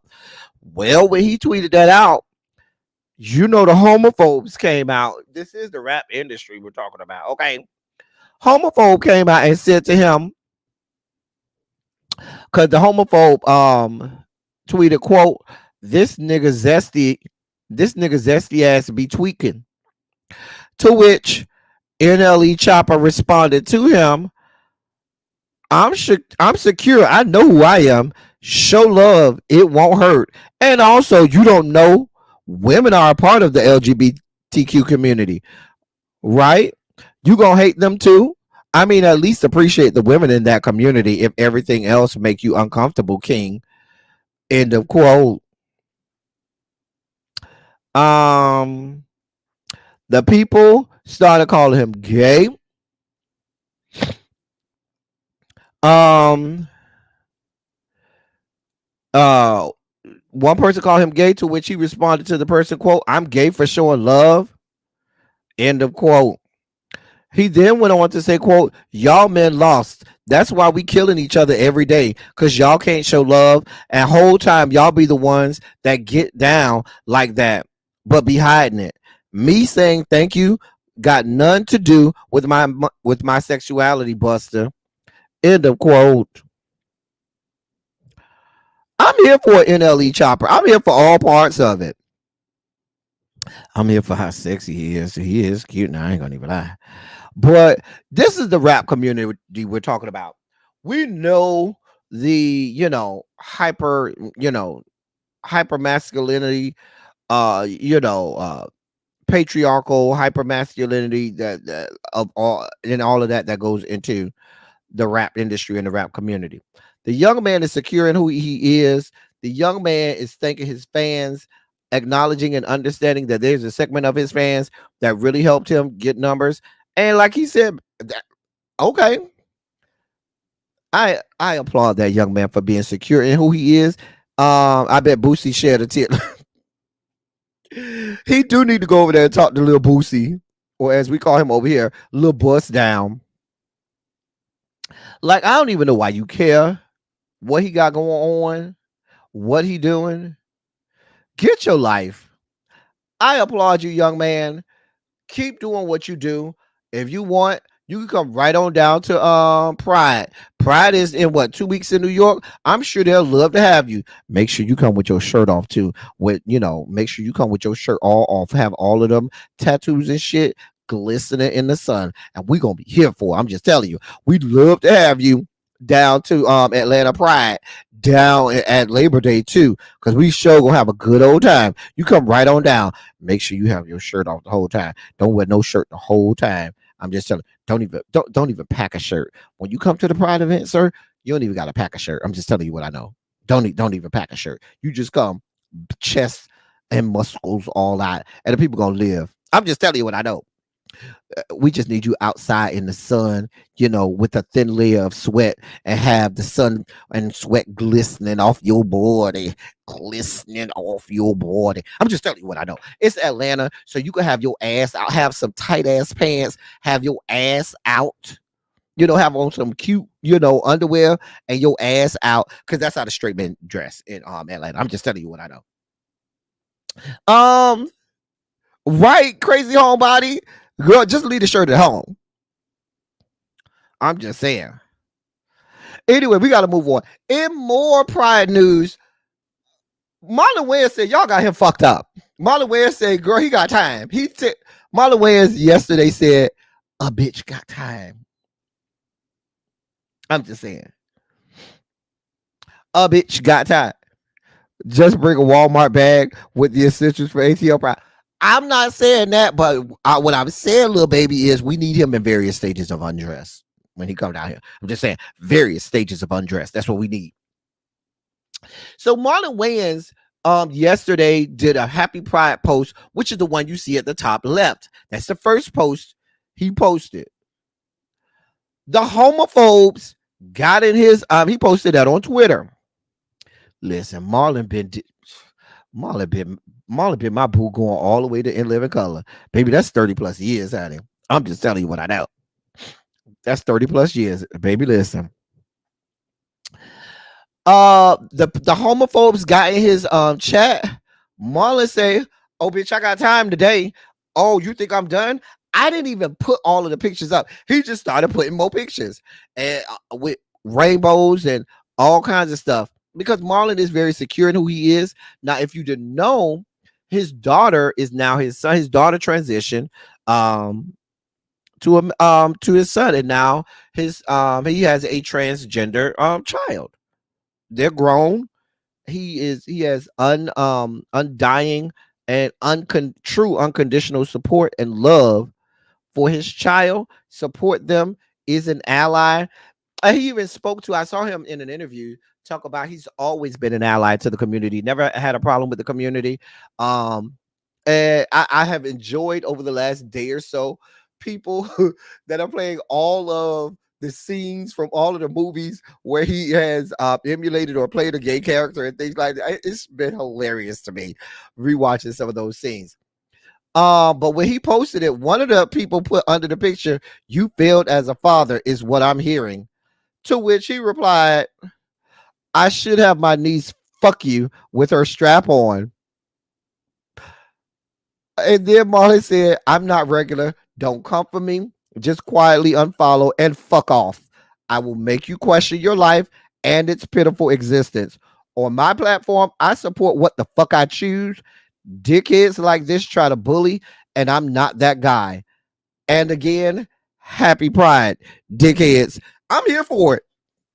Let a bitch know. I'm here for it. Let a bitch know. Bitch, what? That bitch that I will make you question your life and its pitiful existence. Bitch, if this is what you want, come on, let's get some. Let's do it, boo. This what you want. Come on, boo. Come on. I was here for all parts of it. Let that bitch know. What? I got time today. I love it. Baby, he was where he said I should have my niece fuck you with her strap on. Yes, God. Yes, ma'am. Marlon, let the most know. Girl, this what you want? We are here for it, Marlon. Hey, Renee, what's going on? Marlon, we are here for it. We love it. We love your allyship here. We love the love that you love on us. And it is what it is.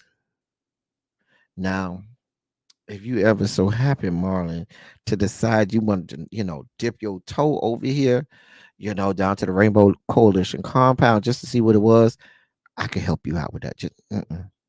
I just want, can I have Marlon? We over here at the Rainbow Coalition compound, we have some allyship documents that we like you to sign so that we can have everything, documented of you being an ally. I just need you to come over here to my office so you can sign these forms. It won't take too long. It ain't that many forms. It'll take about a good hour. Come down to my office. Come have a seat in my office. I got all the forms you need to sign. And that's all we're going to do. I promise you, all we're going to do is we're going to have you sign these good forms. It's only going to take about an hour. I said, they say you have legendary, grotesquely large appendages between your legs. That's what the people say. The people say you have grotesquely large appendages between your legs. I just want to see.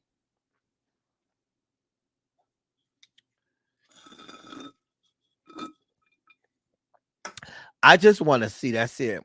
We love you, Marlon. We love you down. We love you down. So listen, child. So Jeff, they said the meat be meating, honey. Hey Ace, I just need an hour. That's all I need. I don't need a lot of time, Ace. I just need an hour. Right, friend? We got open everything over here. Girl. Yeah. Lord. Yeah. So I need this YSL case. I need Nancy Grace to do comment. I need daily commentary from Nancy Grace on this YSL case. That's all I need in life. Okay. All I need is Nancy Grace doing daily commentary on this fucking trial, because this whole goddamn trial is out of goddamn order. Like, it is just fucking bananas. Like, it's a fucking 3-ring circus over there down to the Fulton County. Just a fucking 3-ring circus. Listen. So now, the new news is one of the guys that we've been watching this week, named Woody, whose birth name I found hilarious. His birth name is Kenneth Copeland. Now, why is that hilarious to me? Because Kenneth Copeland is also the name of a famed white televangelist. Okay. If you don't know who Kenneth Copeland is a famous televangelist, very famous. He's married to Kenneth Copeland is married to Gloria Copeland. Kenneth and Gloria Copeland, they've been around since the 80s. Anyway, so listen, he been clowning. Now, Lil Woody is the same one who the other day we saw on trial and fired the attorney. Say, yeah, you fired, boo. He's been, listen, the fucking 3-ring circus that this trial is, this young man has been out of order. Now, we showed a clip earlier this week from the attorney, that white man you see right there. We showed a clip earlier this week from that white man attorney going back and forth with the black judge, who I'm surprised did not find him in contempt. This shit has been off its rockers the whole time. So now Lil Woody said, oh, yeah, they questioned me, but everything I told them, I just made this shit up. He said, quote, every time they grabbed me, I had a different story for them. I was not truthful. I was saying whatever they wanted me to say. I was trying my best to convince them that I didn't do nothing. You asked me if I was being truthful. I knew I wasn't being truthful. End of quote. Y'all want to hear? I think this deserves. Hold on. I feel like y'all deserve to see this video. Y'all want to see the video? I'm gonna give y'all the video. Hold on. Hold your line. Hold on. I needed it in his words. I can't quite do it no justice. Y'all got to hear what he got to say. I need y'all to hear his words and not mine. So let me let y'all hear what he got to say, because this is just insanity. Here we go. Everything. The police kept coming to grab me. Every time they grabbed me, I had a different story for them. I know 100% facts, and I'm telling you now, I was not truthful. I was saying whatever they wanted me to say. I was saying whatever I could come up with. I was trying my best to convince them that I didn't do nothing, that I'm an innocent person, and that people put their hands on me. When they ask me about any of these things, you sitting here keep asking me step by step by step by step. And I'm telling you now, because you asked me, was I being truthful? Okay. I know I wasn't being truthful.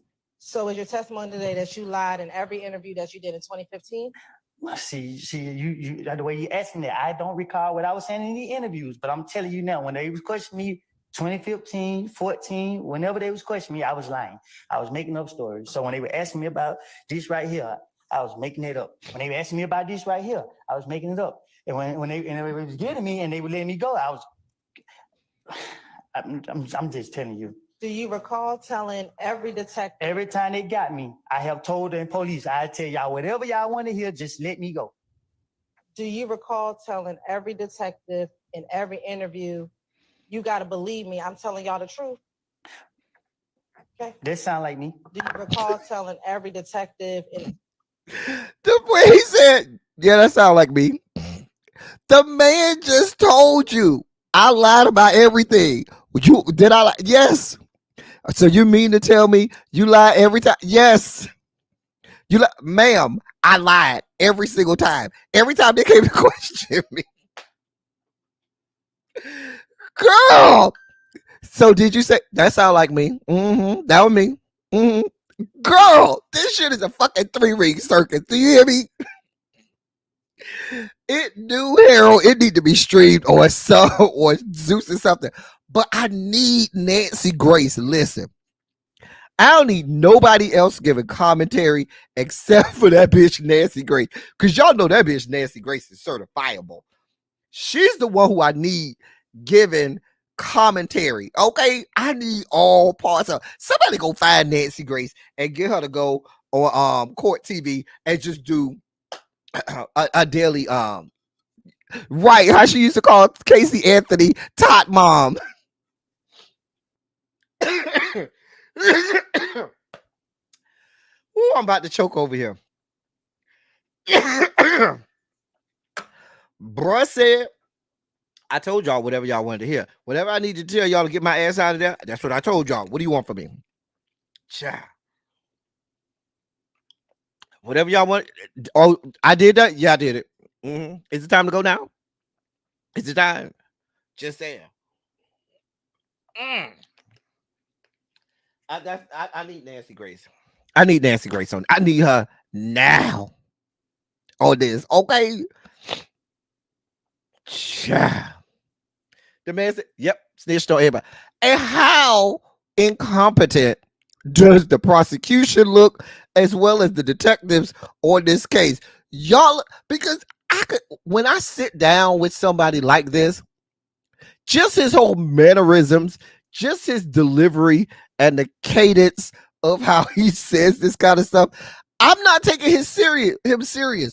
Nobody down there to the detectives unit, nobody down there to the state attorney's office, district attorney, or the prosecution's office said, yeah, this ain't the one we want to. Nah, this ain't it right here. Nah, we just need to throw this shit in the garbage. Because he don't seem like he's, the most credible one. He ain't the one whose paper you looking at to cheat on for a test. Okay? I'm just, bruh. This shit is comical. Listen, we're going to be in the next election cycle down to the 2028, and this shit's still going to be going on. I'm just saying. Sir, we have nothing for you. We'll be watching. Go with God.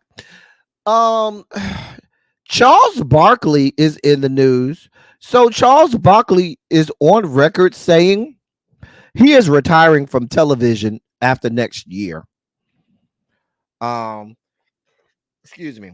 After the 24-25, after the next basketball season, he says he's retiring. Now, that's the last season that TNT's Inside the NBA is contracted to do NBA games. It's not looking good for them now. Nothing has been finalized, but all sources are saying that contract won't be renewed with TNT. So, and he said even if TNT comes back, he's not coming back. After next basketball season, the 24-25 basketball season, he said he's not coming back. He says he's just going to retire after 25 years. He just wanted to say thank you, and he wanted y'all to hear it from him first, so nobody had to speculate. regardless as to whether or not their contract gets renewed. He said, I'm not coming back. I'm just not. So, somebody might see it as a sad day. I've never been a Charles Barkley fan. I do think he does have good commentary on basketball, but that's the extent of the commentary I want to hear from Charles Barkley. If you follow Charles Barkley and some of his commentary on other things, he's problematic. If you limit his commentary just to basketball, I'm okay with it. Great basketball analyst, but some of his other thoughts and his conservative views on stuff, I don't want no parts of it. You see his show with Gayle King got canceled. So right, Miss Bay thing said go with God. So did Crazy Homebody Girl. Charles, the people don't see it for you. The people said go with God. So unfortunately, Charles, I got to tell you the same thing. Go with God. Well, it's that time, ladies and gentlemen, non-binary, gender-conforming members of our audience. It's time for us to hear from our boy, Larry Myers. May he rest in peace, because it's time for your Sugar Spike segment.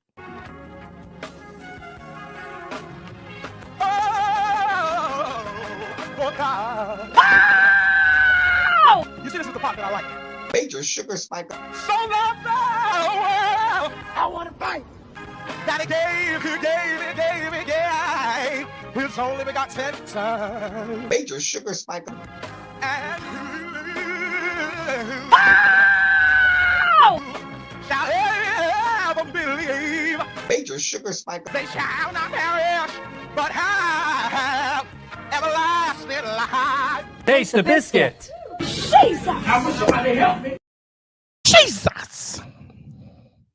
So listen. In our first Sugar Spiky story, that right there is, and I say former Nashville police officer Sean Herman, age 33. So Sean Herman was arrested Thursday for appearing in an adult OnlyFans video while on duty. He was arrested at his Sumner County home on 2 counts of felony official misconduct, the Nashville Police Department said in a statement. Herman, who had been on the police force for 3 years, filmed the OnlyFans video on the evening of April 26th while he was on duty as a patrol officer in the area. He allegedly was dressed in his official police uniform, and his squad car was visible in the video. Herman participated in a mock traffic stop during which he groped the exposed breast of the female driver. Herman was fired on May 9th, one day after the video was discovered by detectives on OnlyFans. After he was fired, police said they continued the investigation, resulting in his arrest. A criminal court judge set his bond at $3,000, and he was released from jail in the early morning hours of yesterday. Listen, yeah, bruh.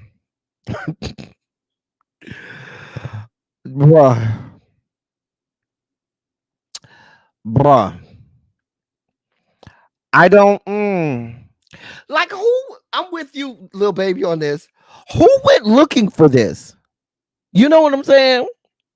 Like, I understand that, notwithstanding that as a police officer, you should not be out here doing OnlyFans in your goddamn uniform and squad car. However, nevertheless, who went looking for this OnlyFans? Did you get a tip? Did somebody call you? Like, I just want to know. Now, maybe Jordan's Wet OnlyFans, which is the name of the woman's OnlyFans, is real popular amongst police officers down to the Nashville area. I don't know, but I just want to know who snitched your bra out. Somebody snitched you out. You over here touched the lady, pulled her titty out. You came for a traffic stop, said license and insurance, looked in the car. She had her titties out. You grabbed the woman's titties. Now, they didn't say what happened after that. They just talked about him grabbing the titties. I refuse to believe that it stopped there. If you already in the video, you already in uniform, your squad car in it, you already grabbing her titties. You have committed to doing said video. You expect me to believe that no coitus took place? You expect me to believe that his penis did not enter her vaginal canal? You expect me to believe that that young lady did not measure the length of his penis using the inside of her throat? You expect me to believe that? I don't believe no parts of that. Conveniently, all y'all saw was him groping her breasts. And that's all he did on this OnlyFans? Girl, I don't buy it. Bap said, all I know is I would never watch a video like that. Never. Bap said, you got her. Bap said, listen, you got me fucked up. I don't watch that kind of shit. I'm not into this porn shit. I am Baps. I probably won't watch it because these are white people descended from the Caucasus Mountains, so I probably wouldn't watch that. But if they was black, I probably would. I'm just telling you what I know. Anyway, Cassandra said it was the sheriff who saw it. Exactly, little baby. What else did they discover? Girl, boom. Girl, boom. Boom, girl. I believe no parts that it stopped with the groping. The groping was not all that happened. Because there was a lot more to groping. Sir, you listen. You done lost your job. You might as well go ahead and go full swing into the OnlyFans. I'm just saying. If you got the right equipment, you might could make a career out of OnlyFans. Go ahead and do your big one. Your thug dizzle. Now, let's be clear. This is a law enforcement officer. All he's going to do is go over to the next county over, and they're going to hire him there. I'm just saying. Bap say, I don't watch OnlyFans. I don't pay for porn. Porn is free. I'm with you. But see, Baps, if you follow the right people on Twitter, everything on OnlyFans is free there too. I'm just saying. And some of them, I know them, so I can send them a DM and say, hey, can you go look up this OnlyFans and give me their stuff? And they'll get it and post it. Right, crazy homebody, make that your main job. You probably make more money doing OnlyFans than you will as a police officer. I'm just saying. Child, sir, we have nothing else for you. Go in peace and go with God. In more sugar spiky news, got to bring you some sugar spiky news for Pride Month. A federal judge has blocked Title IX protections for transgender students in 4 states. A federal judge Thursday temporarily blocked the Biden administration's new Title IX rule banning anti-LGBTQ plus discrimination in education in 4 states. The Department of Education released the rule in April, and it is set to take effect August 1st. It clarifies that discrimination based on sexual orientation or gender identity is unlawful sex discrimination under Title IX of the Education Amendments of 1972. Schools that don't allow transgender and non-binary students to access the restroom or locker rooms of their choice or use their chosen pronouns would be committing illegal discrimination, as would those that don't intervene in anti-LGBTQ plus bullying or harassment. The rule would also expand protections for students who are pregnant or parenting. The regulations would apply to any K-12 school, college, or university that receives federal funding. But U.S. District Judge Terry A. Dowdy, Chief Judge for the Western District of Louisiana, said the rule goes against the original purpose of Title IX. Quote, Title IX was enacted for the protection of the discrimination of biological females. However, the final rule may likely cause biological females more discrimination than they had before Title IX was enacted. By allowing biological men who identify as a female into locker rooms, showers, and bathrooms, biological females risk invasion of privacy, embarrassment, and sexual assault. End of quote. He found that those challenging the rule are likely to succeed. So he issued an injunction keeping it from being enforced while the lawsuit against it is heard. The suit in question comes from Louisiana, Mississippi, Montana, and Idaho. So his injunction applies in those 4 states. 26 states in all have filed suits against the rule, and Dowdy's decision is the first in any of those cases. He was appointed to the federal judiciary by Donald Trump. Y'all see what's happening here. I don't need to tell y'all what's happening here. They want no parts of protecting any of our LGBTQ plus youth. None at all. None. Perhaps that's absolutely what they don't care if these kids harm themselves. We've chronicled this for several years now. We are careening down a road where I promise you we could literally at the next presidential election cycle be talking about states that have reenacted sodomy laws, making it illegal to be gay in that state. I'm telling you, we're not that far from that. I'm telling you, we're not far from that. Let me move on before I get triggered. I don't want to do like I did last week. Y'all know last week I had a whole meltdown during our Sugar Spice segment, and I had a 10-minute rant where I was screaming at y'all, and I apologize for that last week. Let me give you this story. So if you remember this past Wednesday, we talked about and we celebrated we had the anniversary of the Post nightclub shooting. That was on July 12th. Not July 12th, June 12th. We talked about that. That was our moment in LGBTQ plus history. Well, here's this sugar spiky story. Here's the headline. 2 Pulse survivors are now ex-gays running a conversion therapy organization. 2 survivors of the Pulse massacre are now self-proclaimed ex-gays who have started a conversion therapy organization. After experiencing firsthand the carnage that anti-LGBTQ plus attacks can cause, Luis Ruiz and Angel Colon are attacking what they've dubbed the quote identity pandemic, end of quote. Their group, Fearless Identity, works with LGBTQ plus people seeking the option to change and the parents of LGBTQ plus children who hope that change is real.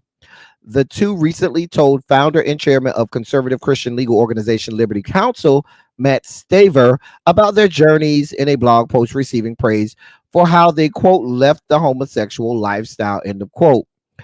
Here's what Luis Ruiz said, quote, the enemy has its grip, and now God has taken me from the moment. The enemy had its grip, and now God has taken me from that moment and has given me Christ Jesus. I've grown to know his love in a deeper level. 2 of the 49 were my close friends and are no longer with us. They lost their life that night. I should have been number 50, but now I have the chance to live in relationship and not religion. Not just loving Christ, but being in love with Christ and sharing his love. End of quote.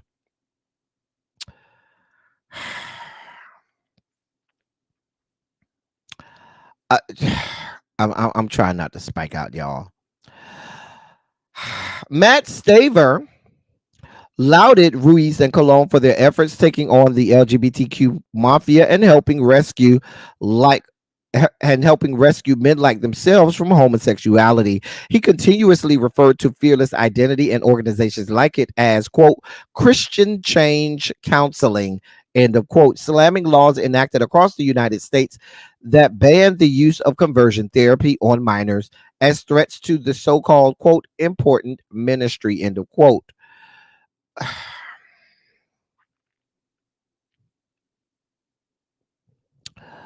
I don't know what y'all. I have nothing.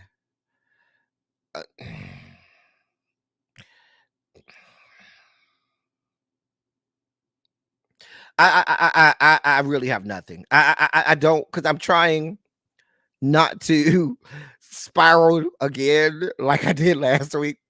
Like, these are clowns. These are fucking clowns. These guys are fucking clowns. If you want to go and do that, and you don't got saved, sanctified, filled with the Holy Ghost and the mighty burning fire, and you are no longer gay, fine. But this whole conversion therapy, or you having this organization that's designed to help change people from the homosexual lifestyle, that's been proven decades and decades and decades not to be an actual thing. But I gotta go on, because I'm spiking out, y'all. I feel it coming, and I don't want to spike out. It's time for Kanaki's Kaki's Corner. Today, we're traveling to the great state of Indiana. Anybody here from the great state of Indiana? If you're from the great state of Indiana, put a shondo in the chat. Or if you live in the great state of Indiana, put a shondo in the chat. If you're from there or live there, go ahead and do that. Hey, Jay Parrish. Hey, Janae. So we are going to focus today on the 2024 gubernatorial election down to the great state of Indiana. Now, Indiana has already had its primary, but these are the individuals that you will see on the November ballot for president. I'm not for president, for governor, down to the great state of Indiana. You see the Democratic nominee in the form of Jennifer McCormick. She's the former Indiana Superintendent of Public Instruction. And as you can probably imagine, she's received all of the endorsements of the entirety of the Democratic Party.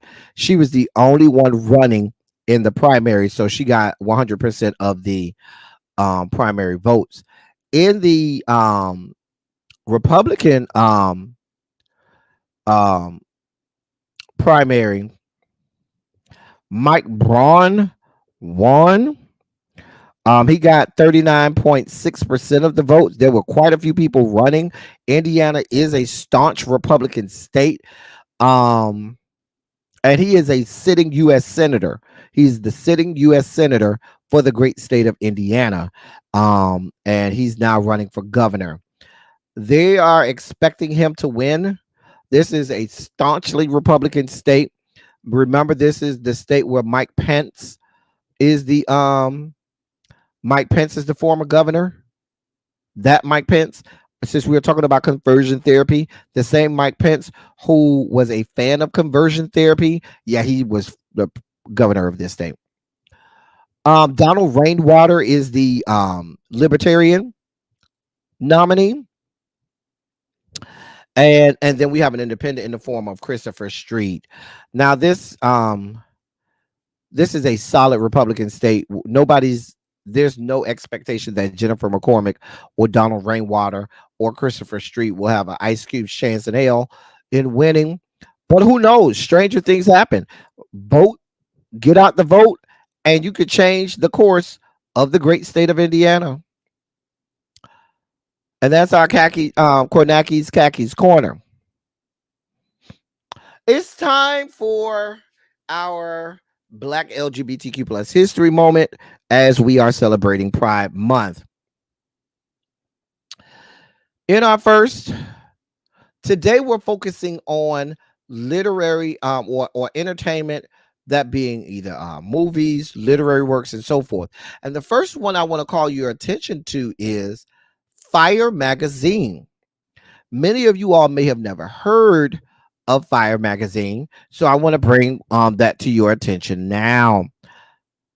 Hold on one second. Fire Magazine was published by Wallace Thurman back in 1926. It was seen as very provocative.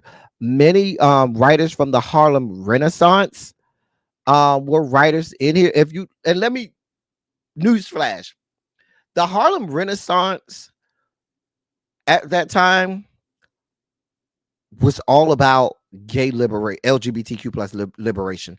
Most of the authors, most of the people involved in the Harlem Renaissance were members of the LGBTQ plus community. There is no Harlem Renaissance if we don't talk about the impact of the LGBTQ plus community, and that they were the ones that were speaking out. They were the ones that were making music. They were the ones that were writing books. They were the ones that were making that were writing poems and poetry and things like that. They were the young up and coming artists in the Black community, and most of them, I won't say all, but most of them were LGBTQ. And believe it or not, most of them were open about it, did not hide it. And this is going back to the 1920s. So this was an actual literary anthology where you had short stories and poems and other literary works that were a part of this. It was supposed to be a monthly magazine, but it got you have people like Zora Neale Hurston, Arna Bontemps, County Cullen, you had Gwendolyn Bennett that was in it. You had so many famed writers, authors, and literary giants. Langston Hughes, Aaron Douglas, so many stalwarts that were in it, all of which were gay. And the problem that the NAACP and many people had at the time was they deemed this magazine to be self-indulgent, and many of them called it vile because the magazine tackled a lot of things dealing with sexuality, homosexuality, and the connection between Black people and the experience of not just being Black but being homosexual. And they didn't want any parts of that. And W.E.B. Du Bois and many of the members of the NAACP thought that that would hurt the movement for Black people. And so it only had it was only publicly released once. It was released more than once, but it was only publicly endorsed the first time. And once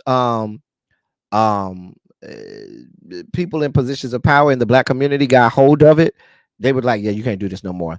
They basically felt that the contents of it were what they call undignified. And there was a quote where a critic, a literary critic said that they should, quote, just toss the first issue of Fire into the fire, end of quote. Yeah, they wanted no parts of it. Once they got a gander of it and they read it and they saw that these were LGBTQ plus people speaking on LGBTQ plus situations and what they were like, yeah, we don't want no parts of that. This is not gonna help the movement. Go with God. Yeah. So that is the Fire magazine from the Harlem Renaissance.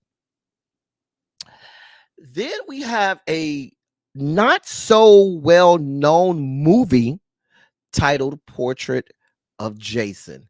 Now, Portrait of Jason is chronicled and seen as the very first movie about and featuring an open Black LGBTQ plus individual. The movie was filmed on the night of December 2nd, 1966, and it was about a gentleman by the name of Jason. What was his last name? I had it and I lost it. Come on, El Teddy, you're better than this. Hold on, y'all. Where's my notes? Jason Holiday, excuse me. It chronicled, and it's almost written like a documentary, and it's about a gentleman named Jason Holiday. Now, the actor that played Jason Holiday was gay in real life. His name was Aaron Payne, but for the movie, he took the name Jason Holiday. But it really was about his story. He was a gay prostitute. He was a houseboy, and when I say houseboy, a kept man, and it talked about his experience being both Black and being gay in the 1960s in America, and it was put to film. Shirley Clark filmed this. Her and her husband filmed this. And it's just a movie where that's all you see. It's a one-man show, and Jason Holiday tells stories of his journeys being black and gay. And if you look at all of the critics that acclaim this, it got 100% on Rotten Tomatoes. It is critically acclaimed as one of the great works in LGBTQ cinematography and film. They thought they had lost the actual movie itself, and then it was found in a vault at a I believe it was in 2013. It was found in a vault at a production company, and it got remastered and and people started watching it again. It got all of the critics and people who critique films to look at it, and became critically, and it got a newfound audience and became critically acclaimed again. And it's the first of its kind. At that time, nobody was certainly talking about. Nobody wanted to talk a lot or put to film the black experience, much less the black gay experience at that time. And you had that in the form of Portrait of Jason. Yeah, little known black gay history. All right, it's time for our video breakdown. Let's do our video breakdown. I know last week I didn't have one, so I found a video this week. This video was very funny to me, so I want to see how y'all enjoy this video. Hey man, y'all know I love man. Let's see how you like this video. This is for Pride Month. He's bouncing off my booty cheeks. I love the way he rides. I can hardly breathe when he's pumping deep inside. I kiss him on his neck and then he kisses on my pussy. Call him daddy, walla holler, man, that boy's so damn good looking. He's bouncing off my booty cheeks. I love the way he rides. I can hardly breathe when he's pumping deep inside. Sing. I kiss him on his neck and then he kisses on my pussy. Call him daddy, walla holler, man, that boy's so damn good looking.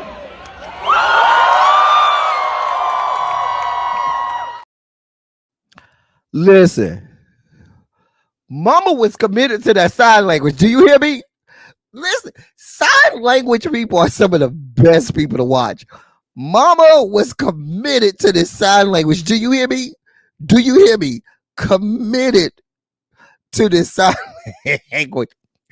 I gotta let y'all watch it one more time just so y'all can get into the lyrics of this good song. One more time for our video breakdown so you can get into the lyrics of this song.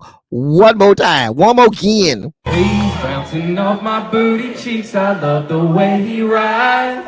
I can hardly breathe when he's pumping deep inside. I kiss him on his neck and then he kisses on my pussy. Call him daddy, walla holler, man, that boy's so damn good looking. He's bouncing off my booty cheeks. I love the way he rides. I can hardly breathe when he's pumping deep inside. Sing. I kiss him on his neck and then he kisses on my pussy. Call him daddy, walla holler, man, that boy's so damn good looking.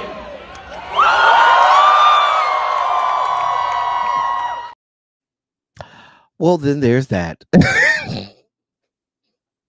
I found that video so hilarious. I just knew y'all needed that in y'all life. I knew y'all needed that in y'all life. Okay, so I brought that to you, and that's your video breakdown of the day. So here is Montrez and Harold's favorite segment. I can say that with surety. This is Montrez and Harold's favorite segment. What year do you think we're doing for the year of music this year? And it's a good year too. Some good albums. What year Do you think? Thank you so much, L Love. L Love. Say how lucky are we with our L Teddy that we get Black History all year. Thank you so much. I do the best I can. Thank you so much, L Love. What year do you think we're doing? We did 1995. That was the first year we did. Fran got it. Fran, come on, Fran. Fran and Lil Baby got it. 1994 is the year that we're doing.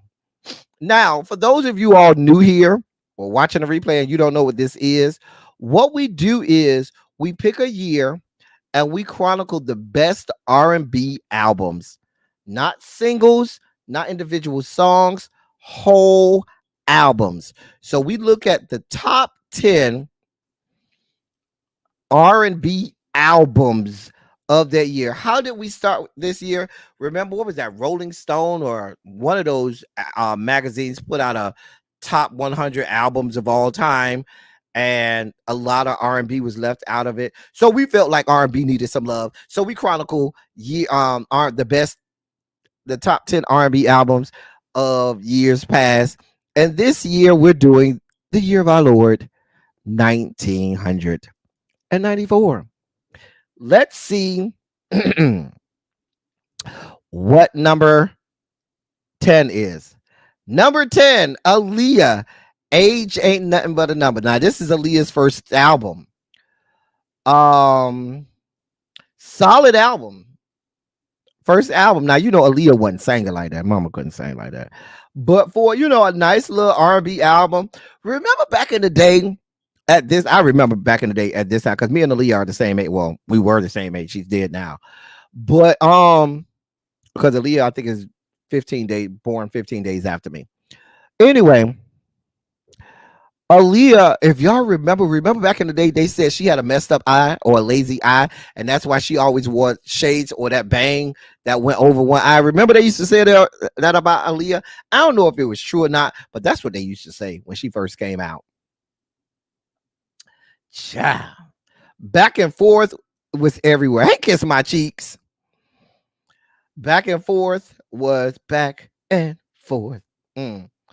Age ain't nothing but a number. Love ain't nothing but a thing. I didn't really I wasn't a real big Aaliyah fan, but I remember this album was everywhere. This was a hot album. There are some albums that didn't make the top 10 that I was real mad didn't make the top 10. 94 in terms of music was one of those years. Okay, I'm just saying. I thought One in a Million was on the second album. One in a Million wasn't on her second album. I don't know, child. Yes, let me know. Let me know. Let me know. Kiss My Cheek said this album had no skips. She said this was her shit. This album had no skips. It's in the top 10.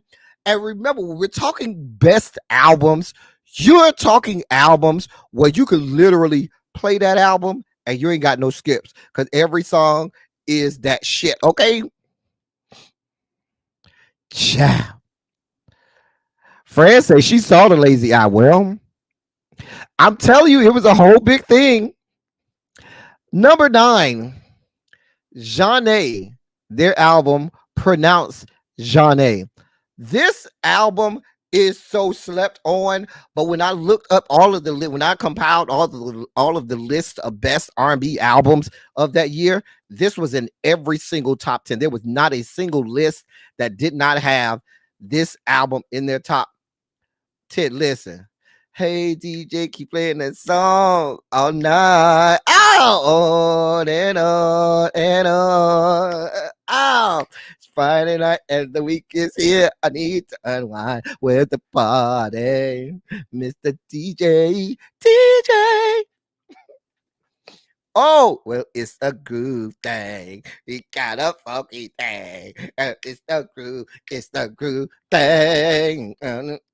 What you want, as long as you're around, it's a groove. This was a hot album. Do you hear me?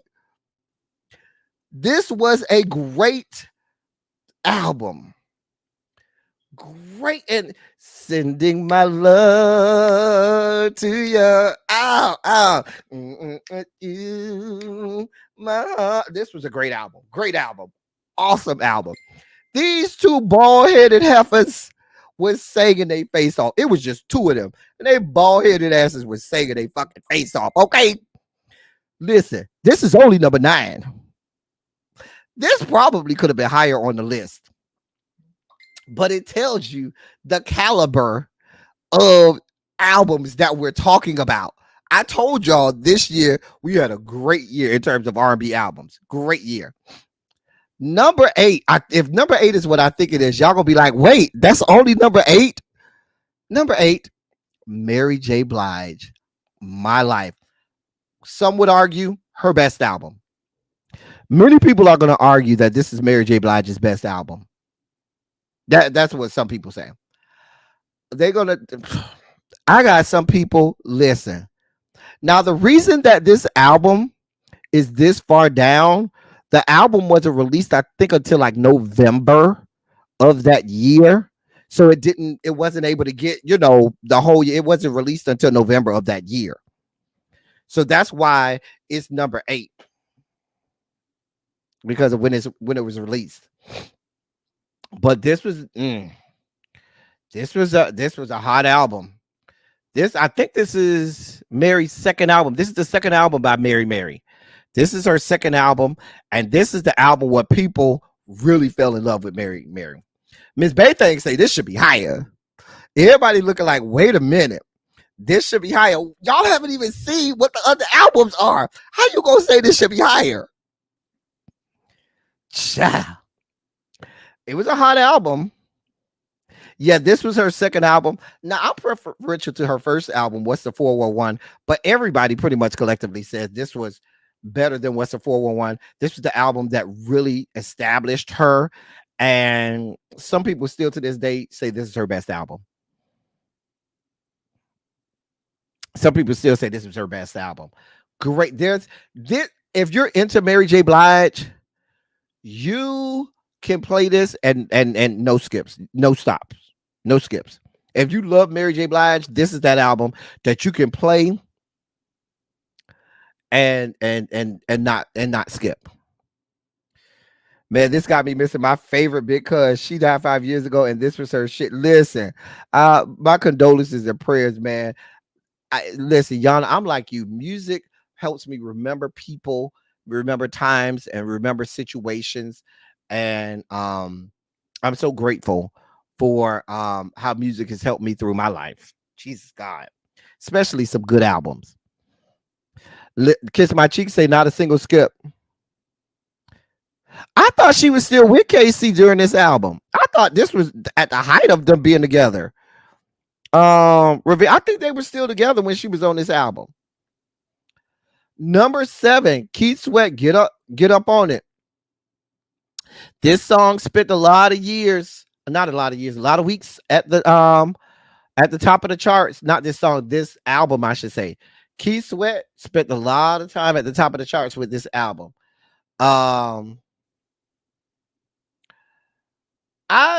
This album was just okay for me, but when I went and looked, it spent a lot of time at the top of the charts.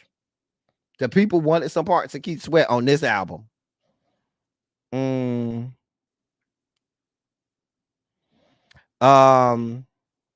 Tracy W said Get Up On It was my shit.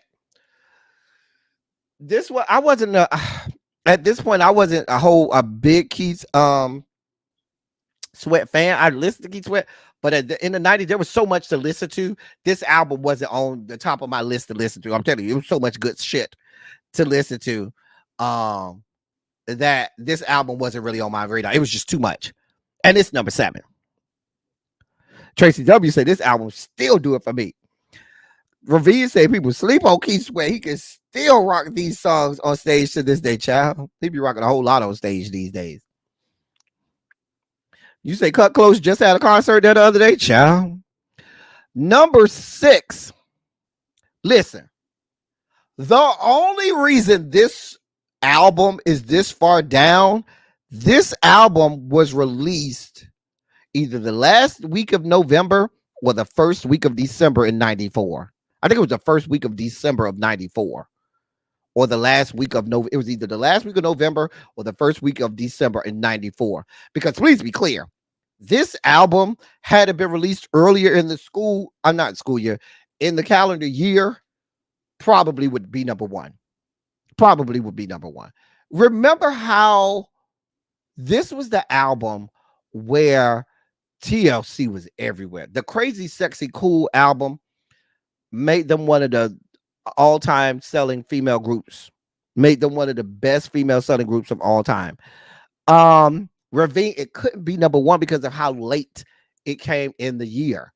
Because a lot of things go into it, how many weeks you spend at number one, the critical how well it's critically acclaimed, and this is absolutely well critically acclaimed. And the fact that this was released with only a month left in the year and it's at number 6 tells you the quality of this album was everything. Listen, this was an amazing album. Amazing. Listen, all I need is Chili to say, "Come through my door, take off my clothes." That's all I want. I just want Chili to say that for me. "Come through my door, take off my clothes" on Red Light Special. That's all I need. That's all I need. Just saying. Think about the song Waterfalls and how much play that got on BET, VH1, and MTV. Because this was still in the day when they were actually playing music videos back then. Back in 1994, they were still playing music videos on BET, VH1, and MTV. You could not get away from the song Waterfalls. That literal fucking video was everywhere all the time. Listen, but my song was "So I Creep." Yeah, just creeping on the down low. That was my shit. And digging the same, digging on you, digging on me, baby, baby, ooh, baby, baby. It's all like that. It's all like that. Ow! This was an album. This was an album. Listen. You did get, I'm telling you, they play Waterfalls video so much, you got sick of it. You got sick of it. Number 5, Jodeci, Diary of a Madman. Now, for me, this would have been higher. This would have been like number 2 and number 3 on my list. I used to play this fucking album like it was the last album. Do you hear me? Diary of a Mad Band. Jodeci ain't owe me nothing for this album. Listen, let me tell you something. That's why I say this year had so many albums, plural, that you just could. You Got It was my shit. Baby, I will cry for you. Come on, cry for you. Listen, there's no skips on this album. There's not a single skip on this album. Think about how much they used to play "I Can't Leave You Alone." You got me feeling. They introduced the word into the black vernacular that many of us did not have at that time, but immediately got incorporated into the vernacular because we was fiending. We was all fiending.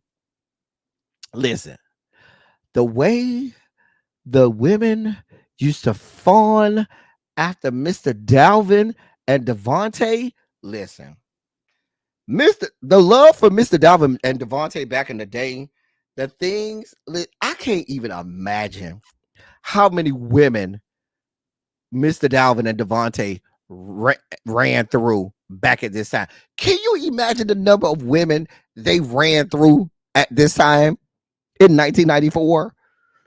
Girl, listen, I don't even want to know. Child. Hot album. Awesome album. Miss Baythang say another album, no skips. Y'all say she was a KC fan. She loves her chocolate man. I ain't mad at it. Child. Not Diddy's first cheesecake runners. Child, Lil Baby said if she was 20 years older, she would have been a groupie for Devontae. Listen, they used to be here for Devontae and Mr. Dalvin. They used to be here for them too. Listen. At the time, you wanted your parents to think you liked Boyz II Men, but who you really wanted was Jodeci. Boyz II Men was the good boys. Jodeci was the bad boys. Your parents thought you listened to Boyz II Men when you really was listening to Jodeci. I'm just telling you how it went. You saw them in concert back in 1994. Baby, I don't even want to know what was happening at a Jodeci concert back in 1994. Child. JoJo even got 10 or 11 kids. When JoJo got 10 or 11 kids, and he was the big one, you know. Child. Anyway, great album. This probably would have been like number 3 for me. 3 or 4. It would have been higher. Number 4 is Boyz II Men 2. Now, if I was doing this list and this was just me, Boyz II Men would have been lower than Jodeci. But y'all know the music industry, they saw it for Boyz II Men. They always went out of their way to make Boyz II Men better than Jodeci. And let's not get it twisted. I'm not trying to diminish Boyz II Men because them fuckers can sing their fucking face off. Let's be clear.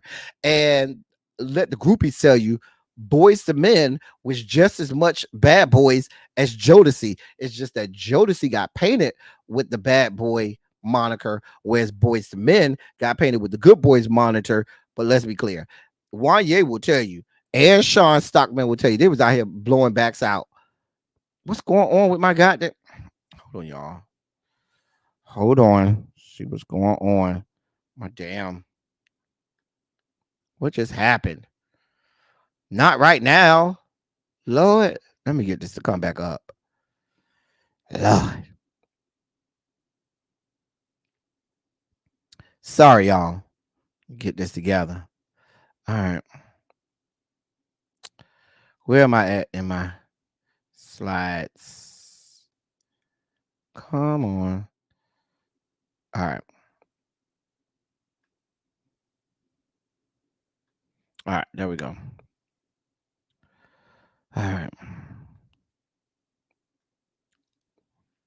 There we go. But this was still a great album. Probably Boyz II Men's best album. This is easy to me. This is their best album. My favorite song by Boyz II Men is on this album. Water Runs Dry is my favorite Boyz II Men song. My favorite song by Boyz II Men. Oh, supposed to make this way. All right. But yeah, Water Runs Dry is easily my favorite Boyz II Men song. Easily. Miss Bay thing, for a lot of us, it was Jodeci over Boyz II Men. Always. Janae says she was a good girl. Boyz II Men was her favorite. Now, in Boyz II Men, I was preferential to Sean Stockman. I was in love with me some Sean. Can I tell you? Sean Stockman probably could still get it to this day. Still could get it to this day. I'm just saying. Anyway, Boyz II Men 2 was number 2. And one has to think, well, what albums are better? Number 3, Anita Baker, Rhythm of Love. Listen, Anita Baker's, this is one of Anita Baker's, to me, her second best album. This album is number 2 or 3 for me, but awesome album. No skips on this album. Listen, my favorite song on this album is probably I Apologize. Operator, keep my baby on the line. Just the other night, we had a horrible fight. I admit that I was out of control, but I still love my man. With my listen, the song Body and Soul was played everywhere, all the time. Every Quiet Storm and program in every city. where there was black radio from sea to shining sea, every night you was gonna hear the song Body and Soul. I'm telling you what I know. Because Anita was singing her goddamn face off. Y'all love I Apologize too. Listen, It's Been You is my shit. It's been you all the time. Anita Baker. This is when Anita Baker was in her bag. This is when Anita Baker was in her goddamn bag. Mama could do no wrong. In her goddamn bag. I'm just telling you what I know. Absolutely. It deserves to be this high. This album deserves to be this high. And you see it beat out a lot of good albums for this year. There's no skips on this album. None. This was a good album. Y'all see why I said, nah, this was a hard year to y'all see this. We got great album. Number 2, most of y'all would say, when I show y'all what's number 2, most of y'all gonna say that was the number 1 song album of the year.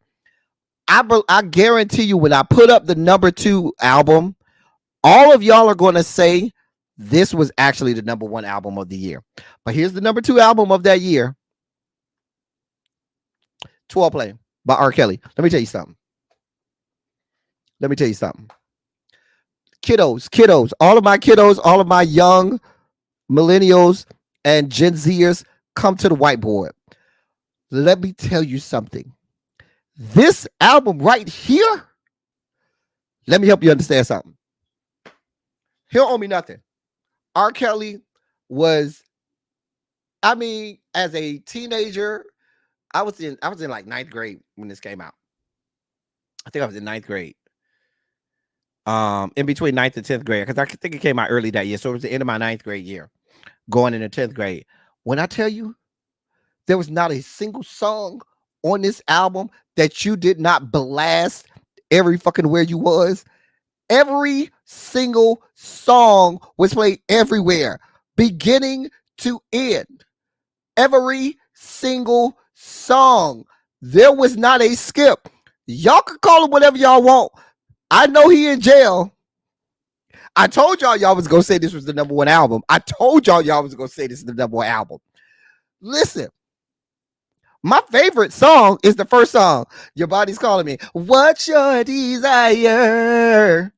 Baby, your wish is mine. Babe. Oh, yes, it is. Come on, R. Kelly. Yeah. Let me take you higher. Oh, that was my shit. Your Body's Calling Me is my favorite song on this album. I'm sorry. That was my shit. Ciao. Montrez said his song was in my daddy's collection. I hate to tell you, Montrez, depending on what year you was born, it might have been an R. Kelly song playing in the background. I ain't gonna even lie to you, Montrez. I ain't gonna even lie to you. And they might have been playing the old song. Ciao.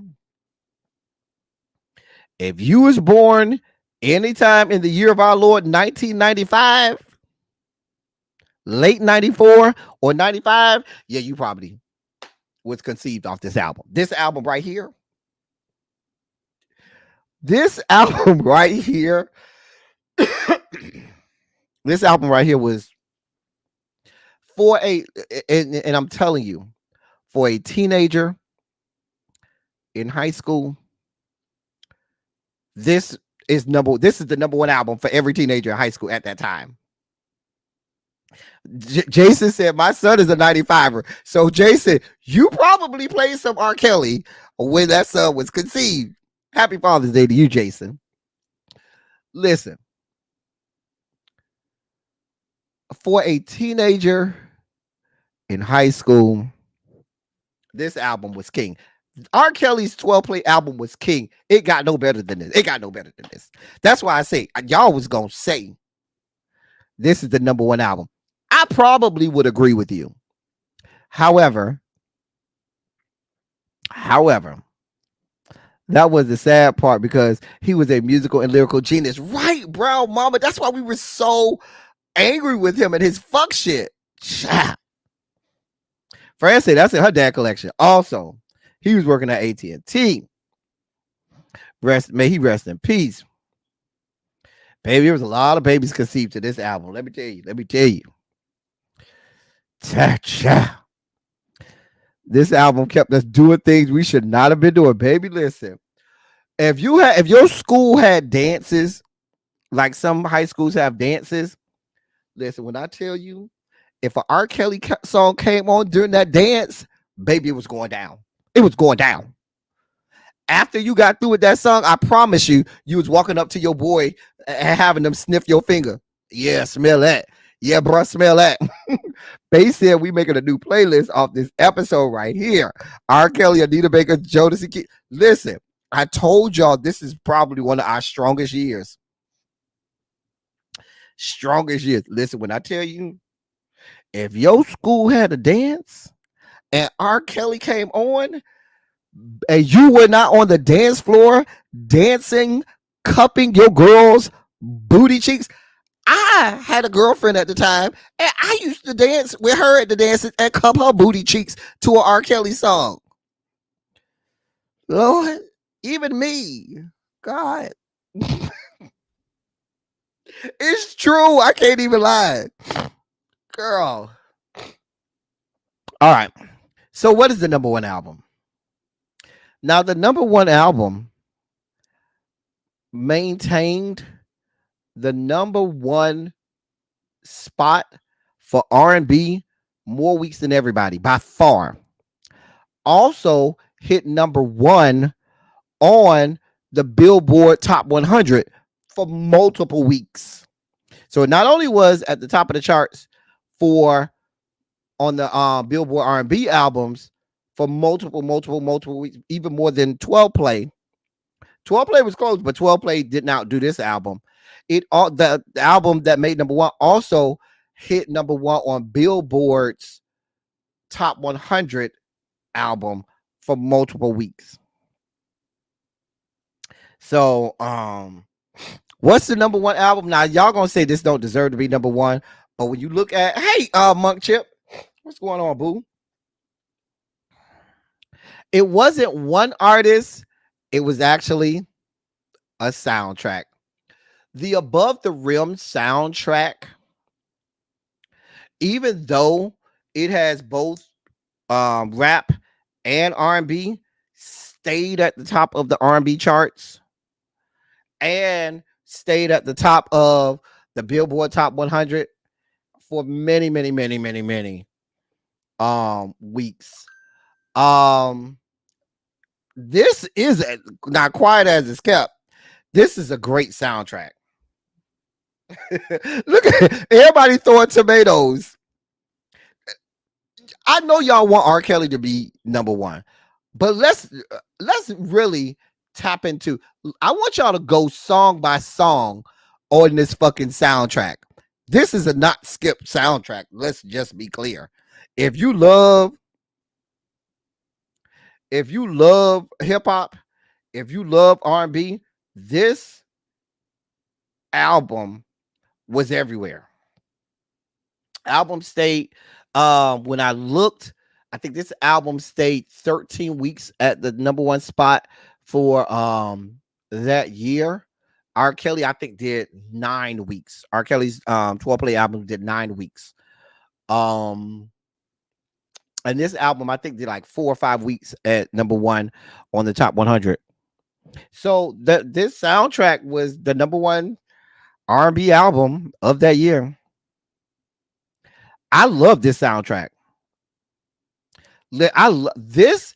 If you let this soundtrack sit and play, it speaks to my childhood. It reminds me of my childhood. It speaks to me as a child, 9th grade, young and dumb, just doing what man. This album, so many good songs. So many good songs. SWV's Anything alone. Pour out a little liquor from Tupac. Bruh. But great out. Regulate. Come on now.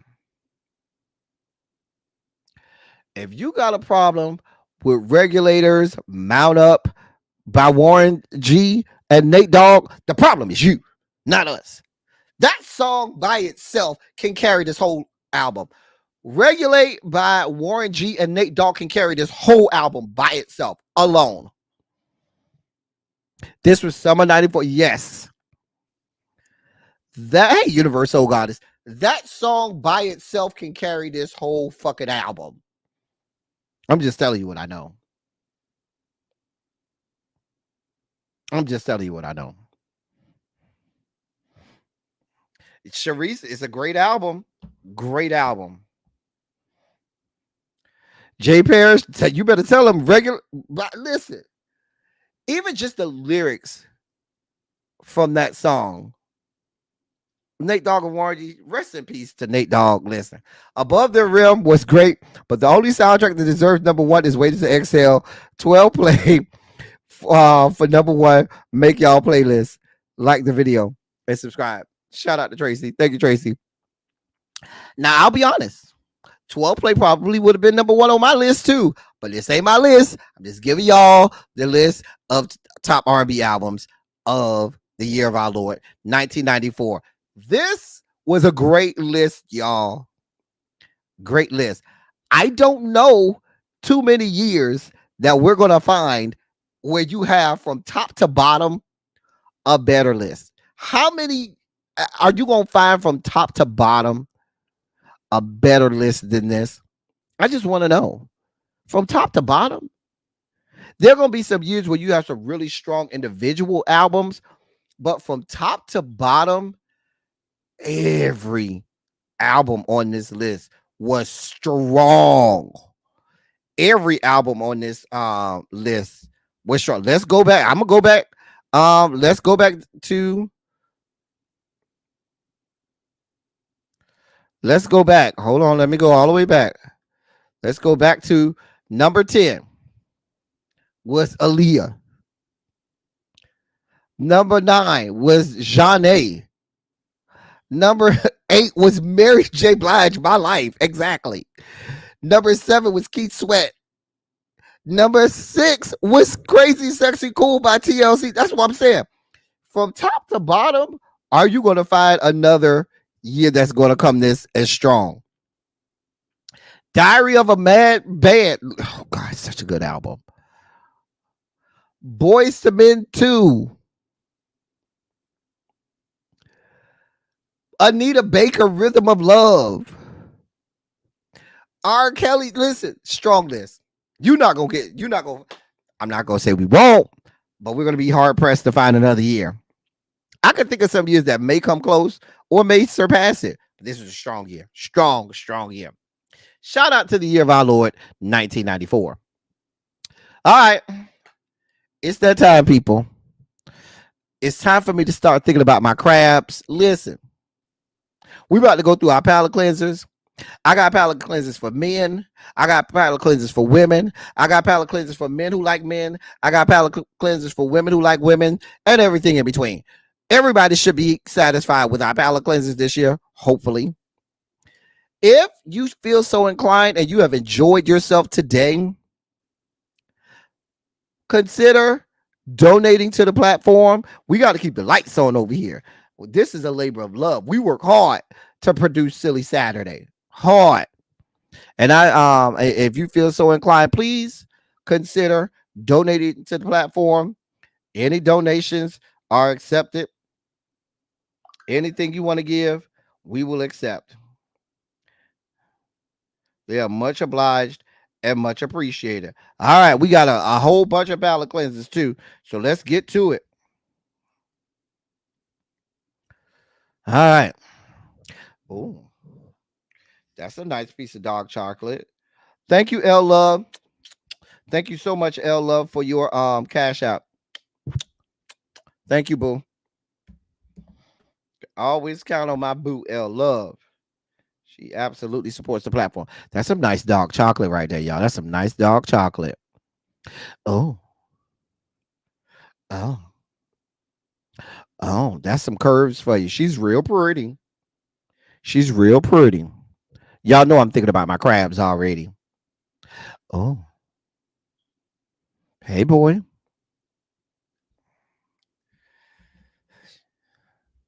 Yeah, Tracy, 1994 is the year to beat. That young man said, look at my tatas. Look at my tatas.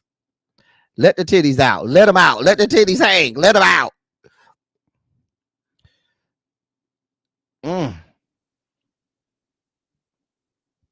Oh. Oh, my. We starting off strong. This is a great silly Saturday. Listen. This is a good silly Saturday. Now we over here coming strong this year. Don't say we don't be over here with great programming over here. We get sit down over here. Okay. Shout out to Silly Saturday. Oh. Ah. Yeah, I'd let him do some things to me. I'll let him do some things right there.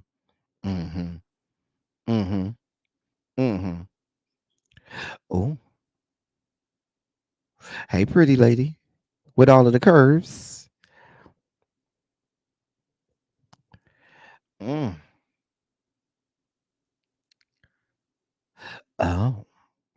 Hey, nice piece of dark chocolate. I see you over there. I see you. Who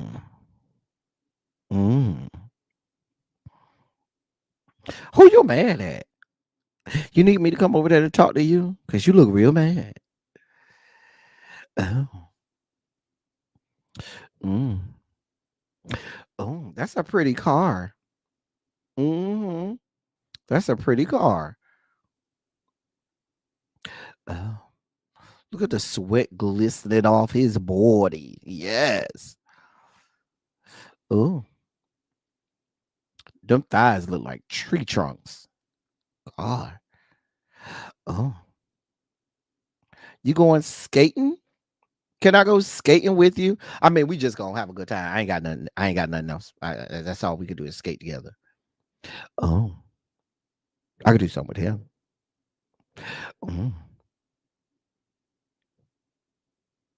Shout out to the palate cleansers today. They are doing what they need to do. The cleansers are cleansing. Yes, never satisfied. Perfectly placed. Never satisfied. That was a great song too.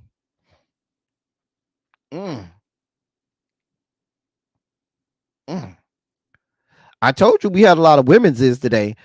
Don't say we neglected the women's is today. We got a lot of women's today. Hey, ladies. Oh.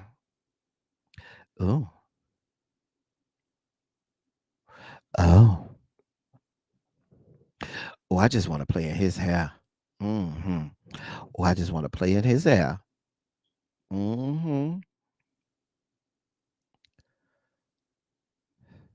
That's a lot of hips right there. You got to be packing some stuff to deal with all. That's a lot to deal with. That's a lot of hips right there, honey. That's a grown woman. That's a grown woman right there. That's a grown woman.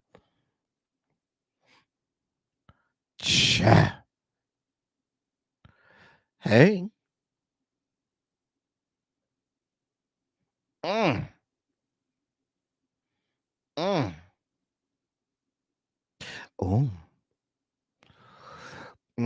That's another grown woman right there. She grown. Cassandra said that's a grown man. Hey, pretty lady.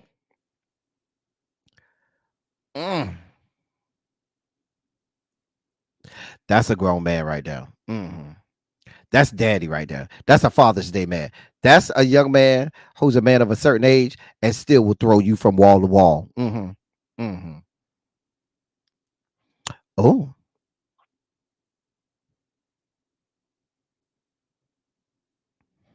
Oh. Listen, I told y'all we had a lot of women's is today. Had a lot of women's is today. The ladies said we here. The ladies said we are here. Y'all don't see us. The ladies came through. Come through, ladies. Oh, I need him to come through. That's a grown man.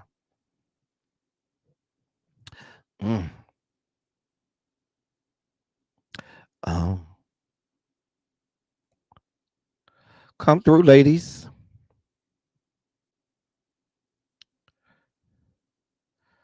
There go man. Hey, man. Y'all know I love man. Oh, that's a lot of junk in the trunk. That's a lot of junk in the trunk. Mm. Oh. Oh. Mm.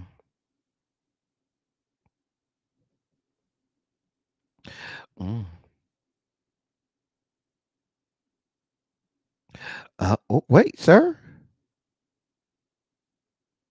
What is all of that poking down, sir? That's a grown man. That's a grown man right there. That's a grown ass man. Mm.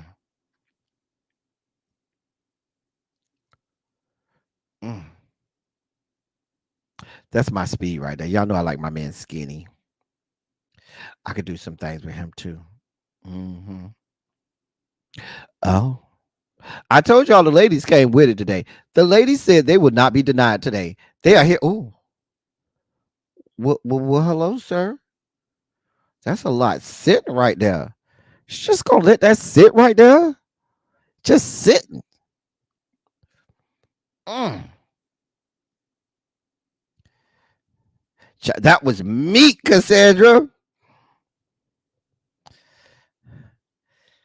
Mm. Lord. Yeah, we got some. Yeah, today was a good day. We had a great silly Saturday today. If you did not enjoy yourself today, the problem is you and not us. If you, ooh, Jesus, that's a grown woman. And yeah, you got to be a man of a certain size to deal with all of that. Mm-mm. That right there is a grown ass woman. Oh, ooh, yes. Mm. Look at his lips. Look at them soup coolers. Mm. Mm.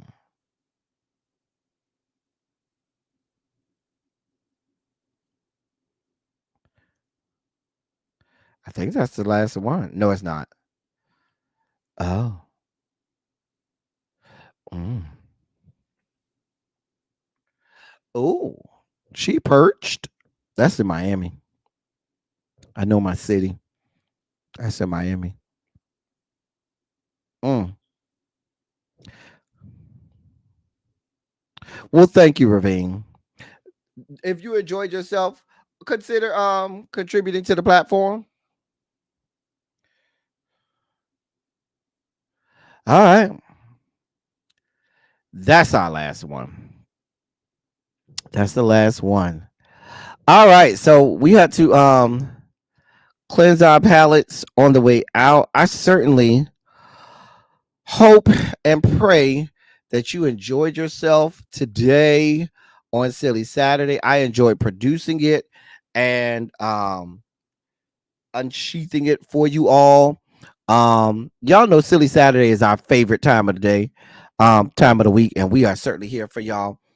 Put some shondos in the chat before we get out of here. Listen, I know y'all could have did a lot of things today, and y'all decided to rock here with me, and I'm so appreciative and so grateful. I never take for granted that you all decided to be here with me, and I always want to say thank you. As I always say, I love y'all. I love on y'all. Thank you all for being vocal, present, and active. Thank you for doing what you do. Thank you for any and all contributions that you make to the channel. They are much obliged and much appreciated. Thank you. Love for your contribution to the channel. We are supposed to be live today at 6 o'clock for the RuPaul's Drag Race panel. That's supposed to be here on this channel today at 6 o'clock. So if you're so inclined, come back around here, go watch the episode, and then come back around, and the panel will be here to talk RuPaul's Drag Race. That's all I got for y'all. Let me go try and eat. You know where I'm going. I'm going to go get me some crabs, y'all. We're going to go get some crabs. We done earned our crabs today. We done earned them today. So we about to go get us some crabs. That's all I got for y'all. Until next time. Or until 6 o'clock for those people who come back at 6 o'clock. Thank y'all for coming. Y'all drive safely. I'm out. Love y'all.